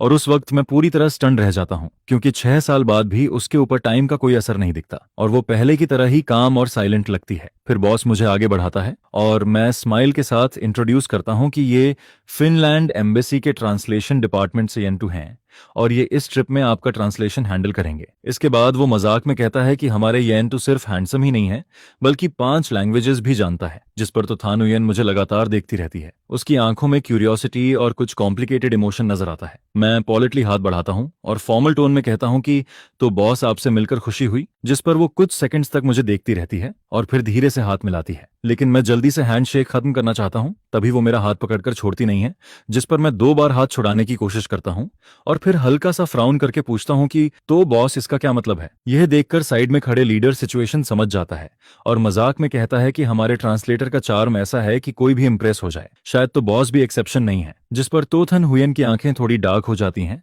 और वो हल्का सा ऑकवर्ड स्माइल देती है और फिर मेरा हाथ छोड़ देती है। इसके बाद डिनर शुरू हो जाता है और मैं उस पर ज्यादा ध्यान नहीं देता, क्योंकि मेरे लिए ये सिर्फ फॉर्मल इंटरेक्शन है और वो यहाँ मेरे लिए नहीं आई है। फिर मैं खुद को संभाल कर उसके पास बैठ जाता हूँ और कामली हर सेंटेंस ट्रांसलेट करता रहता हूँ, जिस पर वो एलिगेंट पोस्चर में बैठी होती है और ध्यान से सुनते वक्त हल्का सा चेहरा मेरी तरफ मोड़ती है। यह देखकर मैं एक पल के लिए रुक जाता हूँ, क्योंकि हमारी शादी के 5 सालों में उसने कभी मुझे इतने ध्यान से नहीं सुना था, जिस पर मेरे अंदर हल्का सा दर्द उठता है। लेकिन वो उसके लिए नहीं बल्कि खुद के लिए होता है, क्योंकि उन सालों में मेरा बॉडी तो फैमिली के सन इन लॉ के लेबल के नीचे जैसे कैद रहता है और मेरी सोल अपनी फ्रीडम खो चुकी होती है, जिस पर अब आखिरकार मैं उससे बाहर निकल आता हूँ। तभी तो थाना हुयेन की आवाज फिर से सुनाई देती है और वो फिनलैंड के टैक्स सिस्टम और लेबर लॉ के बारे में पूछती रहती है। उसकी आवाज धीमी और स्टेडी होती है और हर सेंटेंस के बाद वो चुपचाप मुझे देखती रहती है। उसकी नजरें गहरी और फोकस्ड होती हैं, जिस पर मैं इंस्टिंक्टिवली उसकी नजरों से बचता हूं और पूरी तरह प्रोफेशनल रहते हुए अपना काम करता रहता हूं। और इस तरह आज की डिनर मीटिंग स्मूथली कंप्लीट होती है। इसके बाद जब हम विदा लेते हैं, फिनलैंड के मौसम के हिसाब से मैं अपना स्कार्फ टाइट करता हूँ, ग्लव्स पहनता हूँ और कैजुअली तो थान हुयेन से हाथ मिलाता हूँ और कहता हूँ कि तो बॉस को इंप्रेशन अच्छा रहा। ये बोलकर मैं मुड़कर जाने लगता हूँ, लेकिन जैसे ही मैं कार का डोर खोलता हूँ, पीछे से वो मुझे नाम लेकर बुलाती है, जिस पर मैं रुक जाता हूँ, लेकिन पीछे मुड़कर नहीं देखता और चुपचाप उसके अगले वर्ड्स का इंतजार करता हूँ। फिर ठंडी हवा चलती है और मेरी उंगलियां थोड़ी सुन्न होने लगती हैं। तभी उसकी आवाज फिर से आती है और वो पूछती है कि क्या मेरे पास उससे कहने के लिए कुछ नहीं है, जिस पर उसकी आवाज में हल्की सी अजीब सी सैडनेस महसूस होती है, जिस पर मेरा दिल एक पल के लिए हिलता है। लेकिन मैं खुद को समझाता हूँ कि ये सिर्फ फिनलैंड की ठंडी रात की वजह है और मैं कामली कहता हूँ कि तो बॉस, डिनर में जो ट्रांसलेशन था वो मैं पूरा कर चुका हूँ और बाकी बातों के लिए मेरे पास कुछ भी कहने को नहीं है। लेकिन वो मुझे ऐसे जाने नहीं देना चाहती और उसकी यूजुअल काम वॉइस में थोड़ा अर्जेंसी आ जाता है और वो कहती है कि येंतु, तुमने उस समय बिना बताए डिवोर्स कर लिया। क्या तुमने नियम थान की फीलिंग्स के बारे में भी नहीं सोचा? और अब 6 साल हो गए, वो 9 साल का हो चुका है, क्या तुम्हें उसकी याद नहीं आती? यह सुनकर मैं मुड़ता हूँ और बिना एक्सप्रेशन बदले हल्की सी स्माइल के साथ कहता हूँ कि एक ऐसा बच्चा जो अपने फादर की सैक्रिफाइस को इग्नोर करता है, उसे याद करने लायक क्या है? और फिर सार्कास्टिकली बोलता हूँ कि अब तो शायद वो बहुत खुश होगा क्योंकि उसे नया फादर मिल गया होगा। जिस पर बर्फ के कण तो थाना हुयेन के कंधे पर गिरते रहते हैं और वो मुझे कंफ्यूजिंग नजरों से देखती है। फिर धीरे से साई लेकर मेरी तरफ बढ़ती है और रेयर सॉफ्ट टोन में कहती है कि निम थान ने कभी भी तुम्हारी सैक्रिफाइस इग्नोर नहीं की। वो बस छोटा था और उसे प्यार जताना नहीं आता था। और फिर वो कहती है कि उसका कोई नया फादर नहीं है, उसका फादर सिर्फ तुम ही हो सकते हो। जिस पर मैं उसके चेहरे को देखता हूँ और अंदर से हल्की सी हंसी आती है। फिर मैं कामली कहता हूँ कि किसी को प्यार करना उम्र पर डिपेंड नहीं करता और तुम और को निम थान जियांग कान्ह नियन के बर्थडे याद रखते थे, उसके लिए गिफ्ट्स बनाते थे, तो तुम दोनों को प्यार करना आता है, बस तुम लोग मुझसे प्यार नहीं करते थे। इसके बाद मैं कार के सहारे टिककर उसे देखता हूँ और सोचता हूँ कि अगर मैं अभी भी उसका हस्बैंड होता तो क्या वो मेरे सामने ऐसे खड़ी होकर मुझे इतना कुछ बोलने देती? फिर मैं खुद पर हल्का सा हंसता हूँ, जिस पर वो पूछती है कि मैं क्यों हंस रहा हूँ, लेकिन मैं उसकी नजरों की परवाह नहीं करता और कहता हूँ कि अगर कुछ फनी लगे तो हंसना नॉर्मल है। फिर मैं साफ कहता हूँ कि चाहे हमारा डिवोर्स हुआ हो या नहीं, हम दोनों के बीच ऐसा रिलेशन नहीं है कि हम पास्ट को याद करें और तुम्हें मेरे बारे में बहुत कम पता है और मुझे भी तुम्हारे साथ जुड़ी चीजों को याद करने में कोई इंटरेस्ट नहीं है। यह कहकर मैं उसकी हेजिटेशन को इग्नोर करता हूँ और कार में बैठकर वहां से निकल जाता हूँ। इसके बाद घर पहुंचकर मैं शावर लेता हूँ और बेड पर लेटते ही एक्सट्रीम टायर्डनेस फील करता हूँ और जल्दी ही सो जाता हूँ। लेकिन रात में अचानक नेबर के डॉग के जोर जोर से भौंकने की आवाज आती है, जिस पर मेरी नींद खुल जाती है और मैं डीप ब्रेथ लेकर खुद को काम करता हूँ। फिर जैकेट पहनकर विंडो के पास जाता हूँ और वहां मैं देखता हूँ कि तोथान हुएन अभी भी वही ब्लैक ड्रेस पहनकर मेरे घर के बाहर खड़ी होती है, जिसे देखकर मुझे समझ नहीं आता कि उसे मेरा एड्रेस कैसे मिला। फिनलैंड की सर्द रात में टेम्परेचर माइनस में होता है और उसके कपड़ों को देखकर लगता है कि अगर वो पूरी रात बाहर रही तो सुबह तक वो आइस स्टैचू बन जाएगी, जिस पर चाहे मुझे समझ नहीं आता कि वो क्या चाहती है। लेकिन फिर भी मैं डोर खोलकर उसे अंदर बुला लेता हूँ, क्योंकि मैं नहीं चाहता कि वो मेरे घर के बाहर मर जाए। इसके बाद फायरप्लेस के पास मैं उसे एक कप कॉफी देता हूँ और वो इतनी ठंडी होती है कि उसका शरीर अनकंट्रोलेबली कांपता रहता है और दोनों हाथों से कप पकड़कर धीरे धीरे नॉर्मल होती है और फिर मुझे देखकर स्माइल करती है और थैंक्स कहती है, जिस पर मैं थोड़ा ऑब्जर्व करता हूँ, क्योंकि वो बहुत कम ही मेरे सामने मुस्कुराती थी। ज्यादातर टाइम उसका एक्सप्रेशन कोल्ड ही रहता था। फिर मैं सीधे पूछता हूँ कि आखिर वो चाहती क्या है, जिस पर वो नीचे देखती है और उसकी आईलैशेस पर जमी बर्फ धीरे धीरे मेल्ट होती है और उसकी आवाज हल्की कांपती है और वो पूछती है कि हमारा डिवोर्स क्यों हुआ। यह सुनकर मैं उसे घूर कर देखता हूँ और वो भी कामली मुझे देखती है।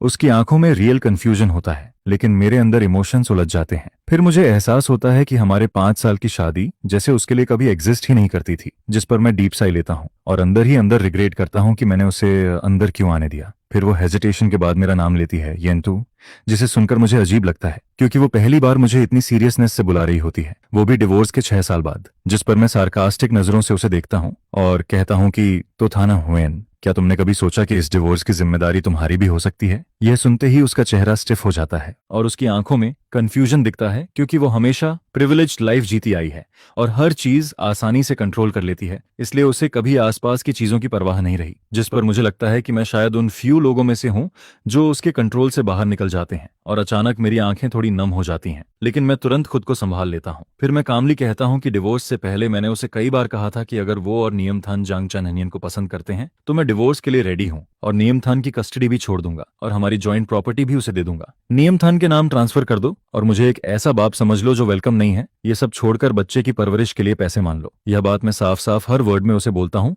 जिस पर इतना कहते हुए मैं तोथन उयन की तरफ देखता हूँ और पूछता हूँ, क्या तुम्हें याद है। जिस पर तोथन उयन का हाथ जो कप पकड़ रहा होता है अचानक टाइट हो जाता है। उसकी आईब्रो सिकुड़ती हैं, जैसे वो याद करने की कोशिश कर रही हो, लेकिन उसकी आंखों में जो कंफ्यूजन दिखता है वो साफ बता देता है कि उसे कुछ भी याद नहीं आता। जिस पर मुझे ये रिजल्ट पहले से ही पता होता है, क्योंकि उसने कभी भी एक हस्बैंड के तौर पर मेरी बातों को सीरियसली सुना ही नहीं था और उस समय उसके लिए मैं सिर्फ नाम का पार्टनर था। जिस पर तोथन हुएन सिर झुका लेती है और उसकी वॉइस गिल्ट और रिग्रेट से भरी होती है। सॉरी, मुझे सच में याद नहीं कि तुमने ये बातें कभी कही थी, शायद उस वक्त मैं बिजी थी, लेकिन क्या ये ही रीजन है कि तुमने मुझसे डिवोर्स लिया। मैं सच में ऐसा रीजन एक्सेप्ट नहीं कर सकती। जिस पर मैं सीधा पूछता हूँ, तो फिर हर रात जब तुम घर आती थी तुम्हारे कपड़ों पर जो परफ्यूम की स्मेल होती थी उसका क्या ये रीजन डिवोर्स के लिए काफी नहीं है। ये सुनकर तोथन हुएन का चेहरा एकदम फ्रीज हो जाता है और वो जैसे मेरी बातों में कॉन्ट्राडिक्शन पकड़ने की कोशिश करती है, लेकिन फिर भी डिसबिलीफ में सिर हिला देती है। जियांग कान्हानियन की वजह से तुमने मुझसे डिवोर्स लिया। जिस पर उसकी आवाज में शॉक और भी बढ़ जाता है, जैसे उसे ये बात और भी ज्यादा एब्सर्ड लगती है, जबकि मेरा बच्चा बस कोल्ड तरीके से कॉफी पीते हुए सिर हिलाता है। हाँ, हर दिन तुम जियांग कान्हानियन की स्मेल लेकर घर आती थी और नियमथान तो हर वक्त चाहता था कि अंकल जियांग उसका नया डैड बने। फिर मैं कहता हूँ, क्या मैं अब भी शेमलेस होकर इस फैमिली का सन इन लॉ बना रहूं जो मुझे कभी चाहिए ही नहीं था। जिस पर तोथन हुएन का चेहरा पहली बार पूरी तरह पेल पड़ जाता है और वो पूछती है, तो तुम मुझ पर चीटिंग का शक करते हो। जिस पर मैं एक उंगली उठाकर उसके सामने हिलाता हूँ, ये शक नहीं है। जब तुम बिना किसी हेजिटेशन के जियांग कान्हानियन को हर इवेंट में ले जाती हो और दूसरों से उसे इंट्रोड्यूस करवाती हो, जब तुम्हारे फ्रेंड्स मेरा मजाक उड़ाते हैं और कहते हैं कि तुम दोनों ज्यादा कंपैटिबल हो, और जब तुम जल्दी से उसके पास जाने के लिए डिवोर्स पेपर्स बिना देखे साइन कर देती हो, तब ये मैटर ही नहीं करता कि तुमने चीटिंग की या नहीं। फिर मैं साफ कह देता हूँ, मैंने तुमसे डिवोर्स लिया क्योंकि मैं खुद को इस सू फैमिली के बेकार सन इन लॉ के रोल में और कैद नहीं रखना चाहता था। वो एक केज था जहां तोथन हुएन बस नाम की वाइफ थी और मैं भी कभी इसे दिल से एक्सेप्ट नहीं कर पाया। जिस पर तोथन उयन की आईलैशेस हल्के से कांपती हैं और वो लंबे समय तक कुछ नहीं बोल पाती। शायद उसे उम्मीद नहीं थी कि मैं ये सब बोलूंगा, या शायद उसे मेरे फीलिंग्स की कभी परवाह ही नहीं थी। वो बस अपनी फेलियर को समझने का एक चांस चाहती थी। लेकिन मेरे लिए ये सब अननेसेसरी है, क्योंकि वो जियांग कान्हानियन को पसंद करती है, उसका बर्थडे याद रखती है, गिफ्ट्स और सरप्राइजेस तैयार करती है, उसकी हर पसंद को जानती है, वो उससे प्यार करती है। इसलिए मेरी जैसी फेलियर उसकी फ्यूचर मैरिज में दोबारा नहीं होगी। फिर मैं टाइम देखता हूँ सुबह के 4:30 बज रहे होते हैं और थकान मुझ पर हावी होने लगती है, जिस पर मैं कहता हूँ, तो टोंग, जो तुम जानना चाहती थी वो सब क्लियर हो गया होगा, अब प्लीज वापस जाओ, मुझे रेस्ट करना है। जिस पर मेरी बात पूरी भी नहीं होती कि अचानक एक साफ और सीरियस आवाज आती है, जिससे मैं थोड़ी देर के लिए स्टन रह जाता हूँ और मेरे गले में अटकी बातें भी बाहर नहीं निकल पाती। तो थाना हुएन मुझे बिना पलक झपकाए देखती है। आई एम सॉरी, मुझे नहीं पता था कि जिन छोटी छोटी बातों पर मैंने ध्यान नहीं दिया उन्होंने तुम्हें इतना हर्ट किया, ये मेरी गलती है, आई एम सॉरी। जिस पर मुझे ये सुनकर थोड़ा फनी लगता है, क्योंकि एक ऐसी तो थाने हुएन जो हमेशा खुद को सबसे ऊपर समझती है, उससे अपोलॉजी सुनना शायद मेरे लिए ही पॉसिबल था। लेकिन तभी वो मेरी सोच को काटते हुए कहती है, लेकिन एक बात है जिससे मैं एग्री नहीं करती, मैंने चीटिंग नहीं की और मुझे जियांग कान्हा नियन बिल्कुल भी पसंद नहीं है। मैं उसकी केयर सिर्फ अपनी सिस्टर की लास्ट विश पूरी करने के लिए करती हूँ, और जब लोग उसे मेरा हस्बैंड कहते हैं तो मैं उसे करेक्ट नहीं करती, क्योंकि अगर मेरी सिस्टर जिंदा होती तो वो सच में उसका हस्बैंड होता। जिस पर मैं कोल्ड तरीके से कहता हूँ, अब ये सब मैटर नहीं करता। यह सुनकर उसकी आंखों में हर्ट साफ दिखता है, लेकिन वो तुरंत कहती है, नहीं, ये बहुत इंपॉर्टेंट है। इन 6 सालों में जब तुम गए थे, मैं और निमथान तुम्हें बहुत मिस करते हैं। मैं चाहती हूँ कि हम अपने बीच की गलतफहमियां खत्म करें और तुम वापस घर आ जाओ। जिस पर एक पल के लिए मुझे लगता है कि वो मजाक कर रही है। मैं 10 साल तक फ्रीडम के लिए स्ट्रगल करता हूँ और अब वो मुझे वापस उसी फैमिली में लौटने को कह रही है, जिस पर मैं खुद को रोक नहीं पाता और जोर से हंसने लगता हूँ। उसके चेहरे पर फिर शौक दिखता है, जैसे उसे समझ ही नहीं आता कि मैं क्यों हंस रहा हूँ। जिस पर मैं अपनी आंखों के कोने से आंसू पोंछता हूँ, डीप सांस लेकर खुद को काम करता हूँ और कहता हूँ, तो था नुयन, क्या तुम मजाक कर रही हो? मैंने मुश्किल से तुमसे डिवोर्स लिया है, अब मेरी अपनी करियर है, तो मैं क्यों वापस आऊं और आकर करूंगा क्या? फिर मैं आगे बोलता हूँ, क्या फिर से एक नैनी की तरह तुम्हारे लिए भागता रहूं, रोज तुम्हारी कंपनी में जाकर तुम्हें कोई बेवकूफी भरा सी फूड पॉरेज देकर खुश करूं? अगर तुम्हें अपनी सिस्टर की लास्ट विश पूरी करनी है तो जियांग कान्ह नियन का ध्यान रखो, मुझे इसमें घसीटने की जरूरत नहीं है, क्योंकि मैं ना तुम्हारी सिस्टर का कर्जदार हूं, न जियांग कान्हा नियन का, और ना ही तुम्हारा। जिस पर वो कुछ और कहना चाहती है, लेकिन मैं दरवाजे तक पहुंच जाता हूं और उसे जोर से खोल देता हूं। ठंडी हवा और बर्फ अंदर आने लगती है और मैं कहता हूं, बाहर निकलो, मुझे दूसरी बार कहने पर मजबूर मत करो। जिस पर आखिरकार तोथन हुएन वहां से चली जाती है और मैं बिस्तर पर गिरता हूं, लेकिन थकान के बावजूद भी मुझे नींद नहीं आती। मैं पूरी रात जागता रहता हूं।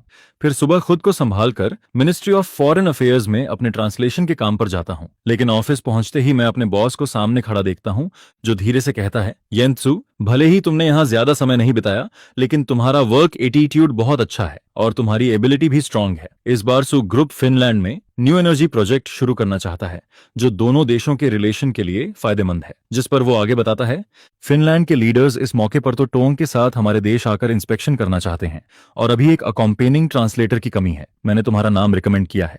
इस बार तुम हमारे मिनिस्ट्री की तरफ से रिप्रेजेंट करते हुए वापस देश जाओगे। तुम विदेश गए हुए भी लगभग 6 साल हो चुके हैं। इस मौके पर फैमिली से मिलकर आ जाओ। यह सुनकर मैं मुस्कुराते हुए सुनता हूँ, लेकिन अंदर ही अंदर मेरा मन जोर से चिल्लाता रहता है।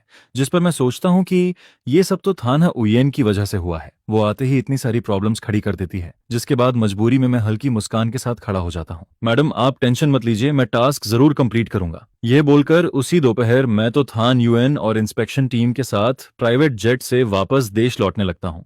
जिस पर पता नहीं किसने सीटिंग अरेंज की होती है कि मेरे और तो थान ह्यूएन के बीच सिर्फ एक आर्मरेस्ट का डिस्टेंस होता है। जिस पर मैं थकान में अपनी आंखों को दबाता हूँ और मुंह फेर लेता हूँ, उसकी तरफ देखना भी नहीं चाहता, जबकि हम दोनों ने पूरी रात नहीं सोया होता। फिर भी उसके चेहरे पर जरा भी थकान नहीं दिखती। थोड़ी देर बाद अचानक मेरे ऊपर एक सॉफ्ट और थिक ब्लैंकेट डाल दिया जाता है, जिस पर तो थाना उयेन बहुत केयरफुली उसे एडजस्ट करती है, जैसे मुझे जगाना नहीं चाहती हो। लेकिन मैं सोया नहीं होता, बस उसे देखना अवॉइड कर रहा होता हूँ। मेरे लिए वो कभी एक ऐसी इंसान थी जिसे मैं दिल से पसंद करता था और एडमायर करता था, लेकिन वही मेरे लिए एक केज भी बन गई थी, जिस पर डिवोर्स पेपर्स साइन करने के उसी पल से हमारे बीच का रिश्ता पूरी तरह खत्म हो चुका था। लेकिन मुझे उम्मीद नहीं थी कि प्लेन से उतरते ही मैं उस इंसान को देखूंगा जिससे अब सिर्फ खून का रिश्ता बचा है। निमथान अपनी ग्रैंडमदर का हाथ पकड़े वेटिंग एरिया में खड़ा होता है, जो अब 9 साल का हो चुका है, और उसकी आंखें रो रो कर लाल हो चुकी होती हैं। जैसे ही वो मुझे देखता है, जोर से चिल्लाता है, पापा। जिस पर इंस्पेक्शन टीम के लीडर्स एक दूसरे को कंफ्यूज्ड होकर देखते हैं और कोई धीरे से पूछता है कि ये क्या हो रहा है। जिस पर मैं काम तरीके से मुस्कुराते हुए कहता हूँ, ये बच्चा शायद अपने पापा से बिछड़ गया है। जिस पर बगल में खड़ी तो थन हुएन धीमी आवाज में कहती है, तो उसे फिनिश लैंग्वेज समझ आती है। सोनियम थन मेरी तरफ दौड़ने की कोशिश करता है, लेकिन उसकी ग्रैंडमदर उसे पकड़कर रोक लेती है और वो लेडी अपनी इमेज बनाए रखते हुए उसे वहां से ले जाती है। जिस पर साफ समझ आता है कि वो हमें मिलाने नहीं आई थी। शायद वो नियम थान का यूज करके मुझसे कुछ करवाना चाहती थी, लेकिन अब मेरे पास उसकी बात मानने की कोई वजह नहीं होती। इसके बाद कुछ दिन तक फिनलैंड डेलीगेशन के साथ तो ग्रुप का विजिट स्मूथली चलता है, क्योंकि काम के मामले में तो थाने हुएन कभी गलती नहीं करती, लेकिन जैसे ही इंस्पेक्शन खत्म होता है वो सीधे मेरे पास आ जाती है। क्या तुम मेरे साथ घर चलकर नियम थान से मिलना चाहोगे? वो तुम्हें बहुत मिस करता है। यह सुनकर मैं हल्की आवाज में कहता हूँ, मुझे मिस करता है? मैं तो बस नाम का बाप था। वो तो मुझे पहले से पसंद नहीं करता था और अब मैं 6 साल तक गायब रहा तो उसे मुझसे और नफरत होनी चाहिए। फिर मैं आगे कहता हूँ, वैसे भी उसे जियांग कान्हा नियन को अपना डैड बनाना पसंद है, तो तुम उसी से शादी कर लो। इससे तुम्हारी विश भी पूरी हो जाएगी और तुम्हारा फ्यूचर हस्बैंड भी बच्चे का ख्याल रख लेगा। जिस पर तो थाने हुएन थक कर एक लंबी सांस लेती है। क्या हमें ऐसे ही बात करनी पड़ेगी? मैं सीधे उसकी आंखों में देखकर कहता हूँ, अगर तुम्हें पसंद नहीं तो हम बात ही नहीं करते। यह बोलकर मैं अपना सामान उठाता हूँ और सीधे होटल लौट जाता हूँ, क्योंकि तो फैमिली वापस जाने का कोई रीजन नहीं होता। इसके बाद मुझे पता चलता है कि मेरा बेस्ट फ्रेंड भी देश में है, जिस पर मेरा मूड अच्छा हो जाता है और मैं तुरंत उससे मिलने निकल पड़ता हूँ। जिस पर मिलते ही उसकी आंखों में एक्साइटमेंट आ जाता है। वो मेरा हाथ पकड़कर मुझे घुमाकर देखता है और फिर जोर से गले लगा लेता है। यार, अब तू अपने असली रूप में दिख रहा है। 6 साल बाद मिल रहे हैं, आज तो खूब बातें होंगी। जिस पर हम बातें करते करते घंटों गुजार देते हैं, लेकिन तभी अचानक मेरा फोन बजता है। एक अननोन नंबर होता है, जिस पर मैं थोड़ी देर हेजिटेट करता हूँ, फिर कॉल उठा लेता हूँ। दूसरी तरफ से आवाज आती है, हेलो, क्या आपको निमथान के फादर हैं? मैं उसका क्लास टीचर बोल रही हूँ। उसने स्कूल में किसी बच्चे से फाइट की है।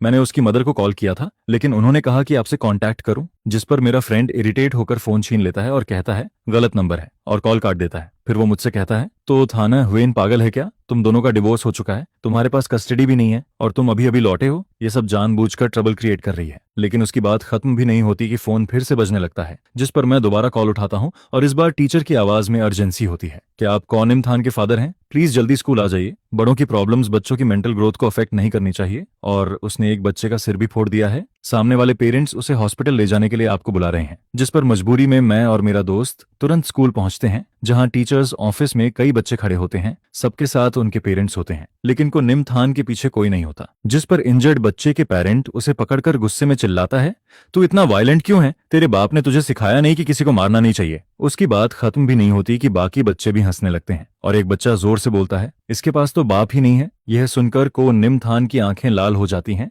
और वो गुस्से में एक छोटे भेड़िए की तरह फिर से लड़ने को दौड़ पड़ता है, जिससे साफ लगता है कि उसे प्रॉपर मार्शल आर्ट्स ट्रेनिंग दी गई है। लेकिन सामने वाले बच्चे के पास पेरेंट्स का सपोर्ट होता है। फिर अचानक उसकी नजर दरवाजे पर खड़े मुझ पर पड़ती है। उसकी आंखें तुरंत भर जाती हैं, लेकिन वो अपने होंठ काटकर आंसू रोकता है, मुंह फेर कर खुद खड़ा हो जाता है। जिस पर मैं उसके एटीट्यूड की परवाह नहीं करता और अंदर जाकर सबको देखते हुए कामली कहता हूँ, मैं को निमथान का बायोलॉजिकल फादर हूँ, लेकिन मैं उसकी मदर से डिवोर्स ले चुका हूँ और मेरे पास उसकी कस्टडी नहीं है। कंपेंसेशन की बात करनी है तो उसकी मदर तो थान यूएन से कांटेक्ट करें। यह सुनते ही कौन निमथान शौक में ऊपर देखता है, लेकिन तुरंत सिर झुका लेता है। उसकी आंखों में आंसू आ जाते हैं और वो उन्हें छिपाने की कोशिश करता है, जिस पर मुझे अजीब लगता है, क्योंकि यही बच्चा पहले मुझे अपनी मदर से डिवोर्स लेने के लिए कहता था और अब खुद रो रहा है। जैसे ही तोथन उयन का नाम आता है, बाकी पेरेंट्स एक दूसरे को देखते हैं और उनका एटीट्यूड तुरंत नरम पड़ जाता है, क्योंकि उसका नाम फाइनेंशियल न्यूज में हमेशा टॉप पर रहता है और बहुत कम लोग होंगे जो उसे नहीं जानते। ऐसी छोटी प्रॉब्लम उसके लिए कुछ भी नहीं है, भले ही वो खुद ना आए फिर भी आसानी से सॉल्व हो सकती है। लेकिन उसने ये मैटर जानबूझकर मेरी तरफ धकेल दिया। शायद वो सोचती है कि इससे मेरे अंदर का फादरली फीलिंग जाग जाएगा। क्या वो ये भूल गई है कि प्यार हमेशा दोनों तरफ से होना चाहिए? यह बात मेरे दिमाग में चलती है। तभी कोई पेरेंट मुझसे कहता है, को निमथान के फादर, चाहे आपका तो टोंग से डिवोर्स हो गया हो, लेकिन बच्चे ने किसी को मारा है, आपको हमें एक एक्सप्लेनेशन देना ही होगा। जिस पर मैं हल्का सा सिर हिलाता हूँ और मेरी नजर को निमथान पर जाती है। तुमने लड़ाई क्यों की? जिस पर वो जिद में खड़ा रहता है, कुछ बोलता ही नहीं।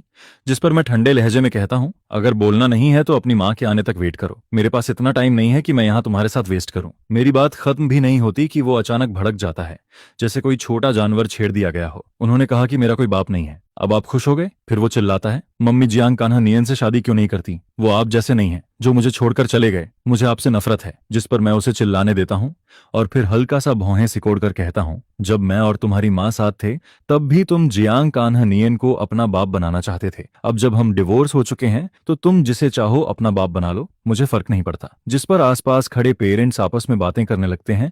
उनकी विस्पर्स साफ सुनाई देती हैं। इतना छोटा बच्चा और अपने पेरेंट्स को डिवोर्स के लिए उकसाता है, तभी इसका बाप इसे नहीं चाहता। और कोई कहता है, वो जियांग कान्हा नियन, मैंने उसे इवेंट्स में तो टोंग के साथ देखा है। मैं तो उसे उसका हस्बैंड समझता था, पता चला वो थर्ड पर्सन है। ये बातें को निमथान के कानों में पड़ती हैं और वो रेबेलियन एज में होने की वजह से खुद को रोक नहीं पाता, बाहर भागने की कोशिश करता है, लेकिन कुछ कदम बाद रुक जाता है। जिस पर अचानक तो थाने ह्वेन असिस्टेंट और बॉडीगार्ड्स के साथ अंदर आती है। उसका चेहरा बिल्कुल एक्सप्रेशनलेस होता है, लेकिन उसकी प्रेजेंस इतनी हैवी होती है कि पूरा ऑफिस शांत हो जाता है और वो ठंडी नजरों से सबको देखते हुए पूछती है, क्या हो रहा है यहाँ? जिस पर कोई कुछ नहीं बोलता और कौ निम थान भी डर के मारे सिर झुका लेता है, जोर से सांस लेने की हिम्मत भी नहीं करता। मैं कैजुअली उसे देखता हूँ और कहता हूँ, अच्छा हुआ तुम आ गई, गार्डियन होने के नाते ये मैटर तुम्हें हैंडल करना चाहिए, मैं चलता हूँ। यह कहकर मैं वहां से निकल जाता हूँ, चाहे वो दोनों पीछे से मुझे पुकारते ही क्यों न रहें। जिस पर मेरा दोस्त मुझे देखकर गुस्से में बोलता है, उस नालायक बच्चे के लिए तू क्यों परेशान हो रहा है? तुझे पता भी है जब तू गया था वो जियांग कान्हनियन को अपना नया बाप बनाने के लिए जिद कर रहा था, तो थानवेन ने उसे थप्पड़ मारा तो वो घर छोड़कर भागने चला गया था, लगभग किडनैप हो जाता। जियांग कान्हनियन ने उसे बचाया था। दोनों की बॉन्डिंग तो बहुत स्ट्रांग है। जिस पर मैं और मेरा दोस्त सीधे बाहर चले जाते हैं और स्कूल वाली बात को मैं जल्दी ही भूल जाता हूँ। लेकिन जब हम दोनों नशे में बाहर निकलते हैं तभी सामने तो थान उयेन और को निम थान खड़े मिलते हैं। वो उसका हाथ पकड़े काफी देर से बाहर वेट कर रही होती है और मुझे देखते ही उसकी आंखों में हल्का सा इमोशन आता है। येंत्सु, हमें बात करनी है। मैं उसका स्टबर्न नेचर जानता हूँ, इसलिए टाइम वेस्ट नहीं करना चाहता। जिस पर मैं अपने दोस्त को कैब लेकर भेज देता हूँ और खुद उनकी कार में बैठ जाता हूँ। को निम थान फ्रंट सीट पर बैठता है और मैं तो थान ह्वेन के साथ पीछे। जिस पर कार के अंदर का माहौल इतना हैवी हो जाता है कि ड्राइवर की निगलने की आवाज तक सुनाई देती है। थोड़ी देर बाद कार एक रेस्टोरेंट के सामने रुकती है। वेटर डोर खोलने आता है, लेकिन तो थान उयेन खुद पहले डोर खोल देती है। जिस पर मैं उसका हाथ इग्नोर करके बाहर निकल जाता हूँ। ये वही रेस्टोरेंट होता है जो मैंने 6 साल पहले अपने बर्थडे पर बुक किया था, जिस पर मैंने उसे इनवाइट किया था, लेकिन वो नहीं आई, बल्कि उसी दिन उसने जियांग कान्हनियन के लिए पूरा रेस्टोरेंट बुक कर लिया था और मुझे एक खाना तक नसीब नहीं हुआ था। और अब 6 साल बाद वो मेरे लिए खुद ये सब अरेंज कर रही है, लेकिन अब मुझे इन चीजों की जरूरत नहीं है। मैं बैठते ही सीधे बोलता हूँ, जो कहना है सीधे कहो, लेकिन पहले ही क्लियर कर दूं, ना तो कस्टडी ट्रांसफर होगा ना ही रीमैरिज। जिस पर तोथन हुएन थोड़ी देर चुप रहती है, जैसे कुछ कहना चाहती हो लेकिन रुक जाती है। और को निमथान मुझे घूरता है, उसकी आंखें लाल हो जाती हैं जैसे रोने वाला हो, लेकिन अब मैं उसकी रोने की आदत से डिस्टर्ब नहीं होता। फिर आखिरकार तोथन हुएन बोलती है, अगर तुम्हें मैं पसंद नहीं थी तो तुमने मुझसे शादी क्यों की? मैं हमेशा सोचती थी कि हम परफेक्ट मैच हैं और तुम सबसे सूटेबल सन इन लॉ थे। जिस पर उसकी आंखों में हल्का दर्द दिखता है, लेकिन मैं अपने पास्ट की ठंडी यादों में खो जाता हूँ। तुम नहीं जानती कि मैं बचपन से टॉप स्टूडेंट था, लेकिन मुझे पढ़ाई पसंद नहीं थी। 16 साल की उम्र से ही तुम्हारे फैमिली ने मुझे चुन लिया था ताकि मुझे ट्रेन करके अपना सन इन लॉ बनाया जा सके।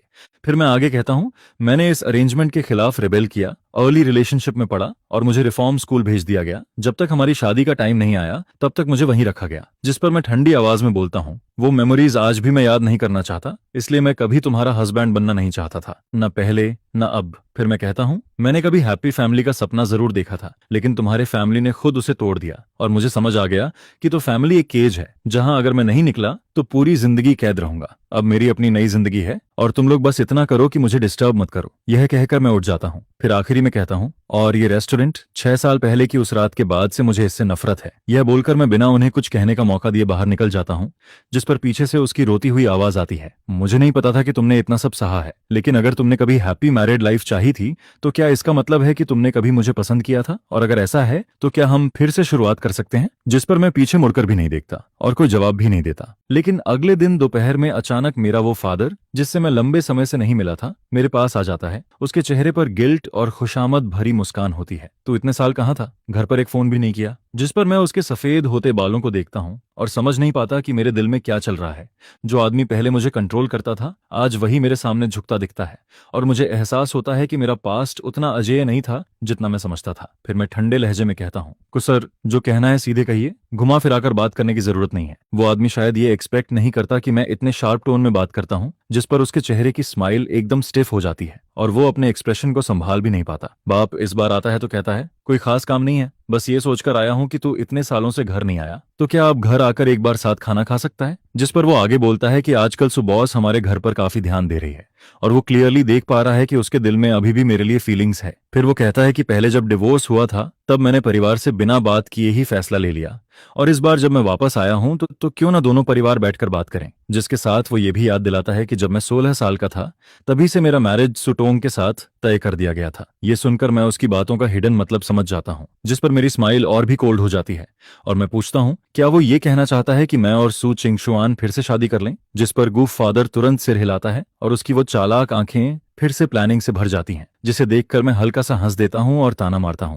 इस बार सो फैमिली ने उसे क्या फायदा देने का प्रॉमिस किया है, रिसोर्सेज, कोऑपरेशन या फिर कोई प्रोजेक्ट? फिर मैं साफ कहता हूं कि अगर गू फैमिली सिर्फ अपने बेटे को बेचकर ही सरवाइव कर सकती है तो बेहतर है वो जल्दी से बैंकरप्ट होकर बंद हो जाए। मेरी ये बात सुनकर उसके चेहरे की स्माइल पूरी तरह गायब हो जाती है और वो गुस्से में बोलता है कि कुछ साल बाहर रहकर मैं काफी टफ हो गया हूं और अब अपने बाप से ऐसे बात करता हूं। जिस पर वो और गुस्से में कहता है कि अगर किसी बेकार इंसान ने फेंग मेई को ये ना बताया होता कि उसने मुझे उस एकेडमी में भेजा था तो सो चिंगशुआन अचानक इन्वेस्टमेंट विड्रॉ नहीं करती और एक ही रात में गो कंपनी की मार्केट वैल्यू आधी नहीं गिरती। इसके बाद वो जबरदस्ती कहता है कि आज चाहे कुछ भी हो मुझे उसके साथ जाकर सु चिंगशुआन से मिलना ही पड़ेगा, और ये बोलते हुए वो मेरा हाथ पकड़ने की कोशिश करता है लेकिन मैं उसका हाथ झटक देता हूं। हालांकि फिर भी उसके साथ जाने के मान जाता हूं क्योंकि गो फैमिली का ये सड़ा हुआ हिस्सा अब खत्म करना जरूरी हो गया था। 1 घंटे बाद सु हाउस के मेन हॉल में मैं फिर से सु चिंगशुआन को देखता हूं और गु डियानशेन उसके पास बैठा होता है, लेकिन मैं उन्हें इग्नोर करता हूं और जाकर एक जगह बैठ जाता हूं। जिस पर सु चिंगशुआन थोड़ी देर सोचती है और फिर बोलती है, गुयांसी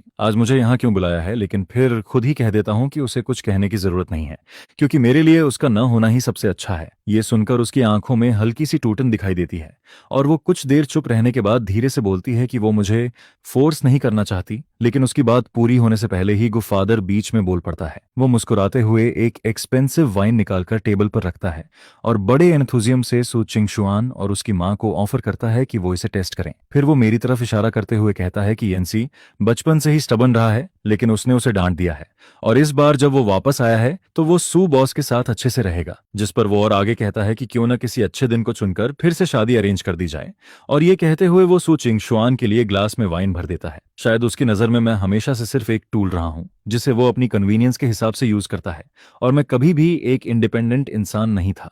लेकिन तभी अचानक गीबी हाउस का मेन डोर जोर से खुलता है और कुछ बॉडीगार्ड्स अंदर आते हैं, जिनके पीछे एक आदमी आता है जो ऑफिशियल कोट पहने होता है। वो आते ही सख्त आवाज में कहता है कि ये कौन सा जमाना है जो अभी भी अरेंज्ड मैरिज को जबरदस्ती लागू किया जा रहा है, और फिर वो गुस्से में कहता है कि कैसे हिम्मत हुई कि मिनिस्ट्री ऑफ फॉरेन अफेयर्स के किसी इंसान को यहाँ लाकर जबरदस्ती किया जाए। जिस पर पूरे गो फैमिली का माहौल एकदम फ्रीज हो जाता है और गुफादर तुरंत आगे बढ़कर उसे खुश करने की कोशिश करता है, लेकिन वो बुजुर्ग ठंडे स्वर में उसे घूरता है। वो साफ कहता है कि 1950 में ही फोर्स्ड मैरिज को खत्म कर दिया गया था और आज वो खुलेआम मिनिस्ट्री के एम्प्लॉई को फोर्स कर रहा है, जो कानून का सीधा अपमान है। उसकी ये 2-3 लाइनें ही सबको शॉक कर देती हैं और जो लोग मुझे पहले सर्वेंट समझते थे वो भी अब हैरान होकर उसे देखते रहते हैं। गुफादर कंफ्यूज्ड होकर कहता है कि यहाँ कोई मिनिस्ट्री का इंसान नहीं है और वो इसे फैमिली डिनर बता देता है, लेकिन बुजुर्ग उसकी बात इग्नोर करके मेरी तरफ देखता है और मुस्कुराते हुए बुलाता है, यांसी यहाँ आओ। ये देखकर गू फादर और भी कंफ्यूज्ड हो जाता है और पूछता है कि क्या उसने गलत इंसान को पहचान लिया है, क्योंकि उसका बेटा तो कॉलेज भी नहीं गया और वो मिनिस्ट्री का इंसान कैसे हो सकता है। लेकिन उसकी बात पूरी होने से पहले ही बॉडीगार्ड्स उसे पकड़ लेते हैं, जिस पर मैं सबकी शॉक्ड नजरों के बीच खड़ा होता हूं और उस बुजुर्ग के पास जाकर माफी मांगता हूं कि मेरी फैमिली प्रॉब्लम की वजह से उन्हें यहां आना पड़ा। मैं बताता हूं कि जाने से पहले मैंने अपने एक दोस्त को मैसेज किया था जो मिनिस्ट्री में काम करता है और ये बुजुर्ग उसी डिपार्टमेंट के फॉर्मर लीडर हैं जिनसे मेरी पहले मुलाकात हो चुकी है। जिस पर वो कहते हैं कि मैं मिनिस्ट्री का एक एक्सीलेंट मेंबर हूं, कम उम्र में ही 5 लैंग्वेजेस में एक्सपर्ट हूं और मेरी वर्किंग एबिलिटी भी आउटस्टैंडिंग है, इसलिए वो मेरी लीव खत्म करके मुझे जल्दी वापस बुलाना चाहते हैं। जिस पर मैं तुरंत कहता हूं कि मुझे कोई प्रॉब्लम नहीं है क्योंकि मैं खुद भी वापस काम पर जाने के लिए ईगर हूं। फिर वो सिर हिलाते हैं और उसी समय एक होंग की कार गो हाउस के गेट में एंटर करती है, जिसके पीछे कुछ पुलिस कार्स भी आती हैं। मैं उन्हें कार में बैठाता हूं और जैसे ही डोर बंद करता हूं पुलिस कार से कुछ लोग उतरते हैं और गू फादर के पास जाकर अपना बैज दिखाते हैं। वो कहते हैं कि इन्वेस्टिगेशन में पाया गया है कि जिस जगह पर उसने पहले मुझे भेजा था वहां इल्लीगल एक्टिविटीज होती थी, इसलिए उसे उनके साथ चलकर इंक्वायरी फेस करनी होगी। जिस पर गू फादर चिल्लाता है कि उसने कुछ नहीं किया, लेकिन कोई उसकी बात नहीं सुनता और पूरा फैमिली डिनर यहीं खत्म हो जाता है। मैं भी लीडर के साथ जाने के लिए कार में बैठने ही वाला होता हूं,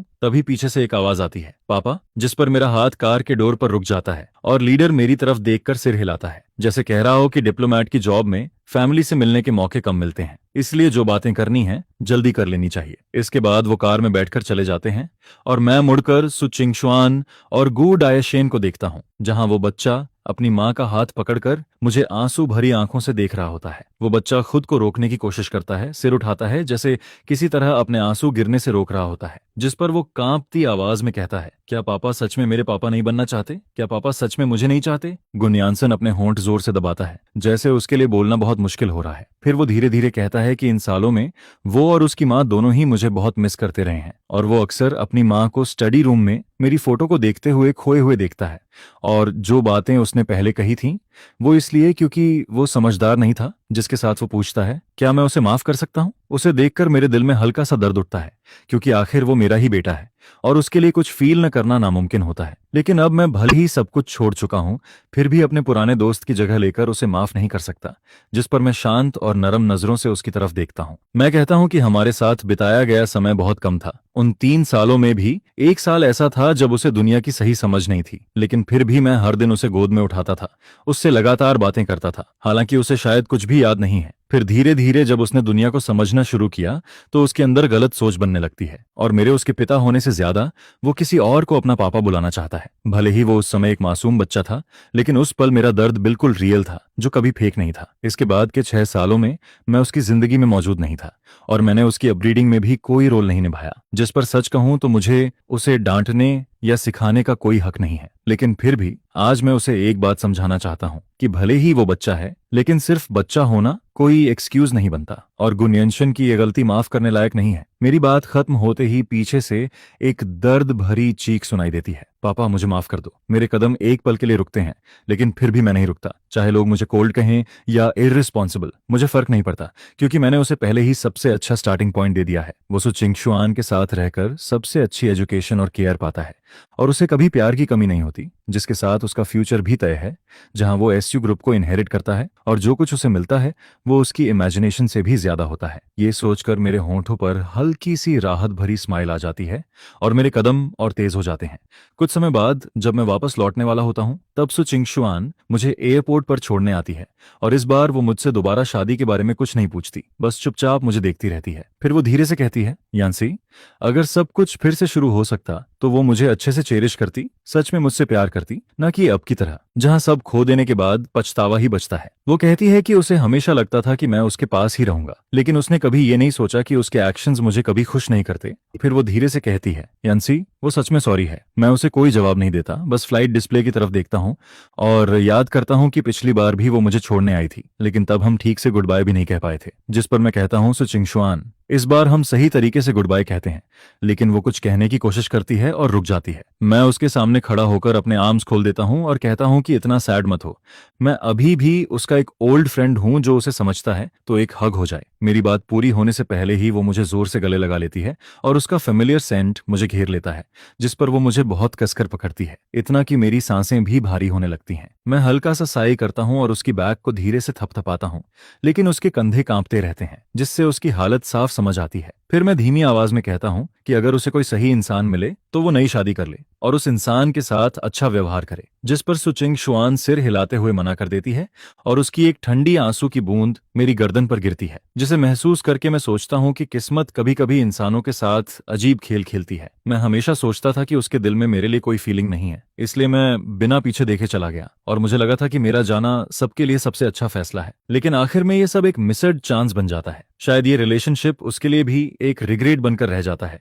जिस पर वो मेरे कान के पास आकर धीमी आवाज में कहती है कि उसे बहुत दुख है, क्योंकि उसने पहले कभी मुझे ऐसे दिल से हग नहीं किया था। उस पल मेरी आंखें भी हल्की गर्म हो जाती हैं, लेकिन फिर मैं हल्की स्माइल के साथ कहता हूं कि अब ये सब मायने नहीं रखता और हमें आगे बढ़ना चाहिए, पीछे मुड़कर नहीं देखना चाहिए। जिस पर वो मेरा हाथ पकड़ती है और मेरी आंखों में देखकर कहती है कि वो दोबारा शादी नहीं करेगी और न्यानशेन का सिर्फ एक ही पापा रहेगा, क्योंकि वो जानती है कि अतीत ने मुझे बहुत हर्ट किया है।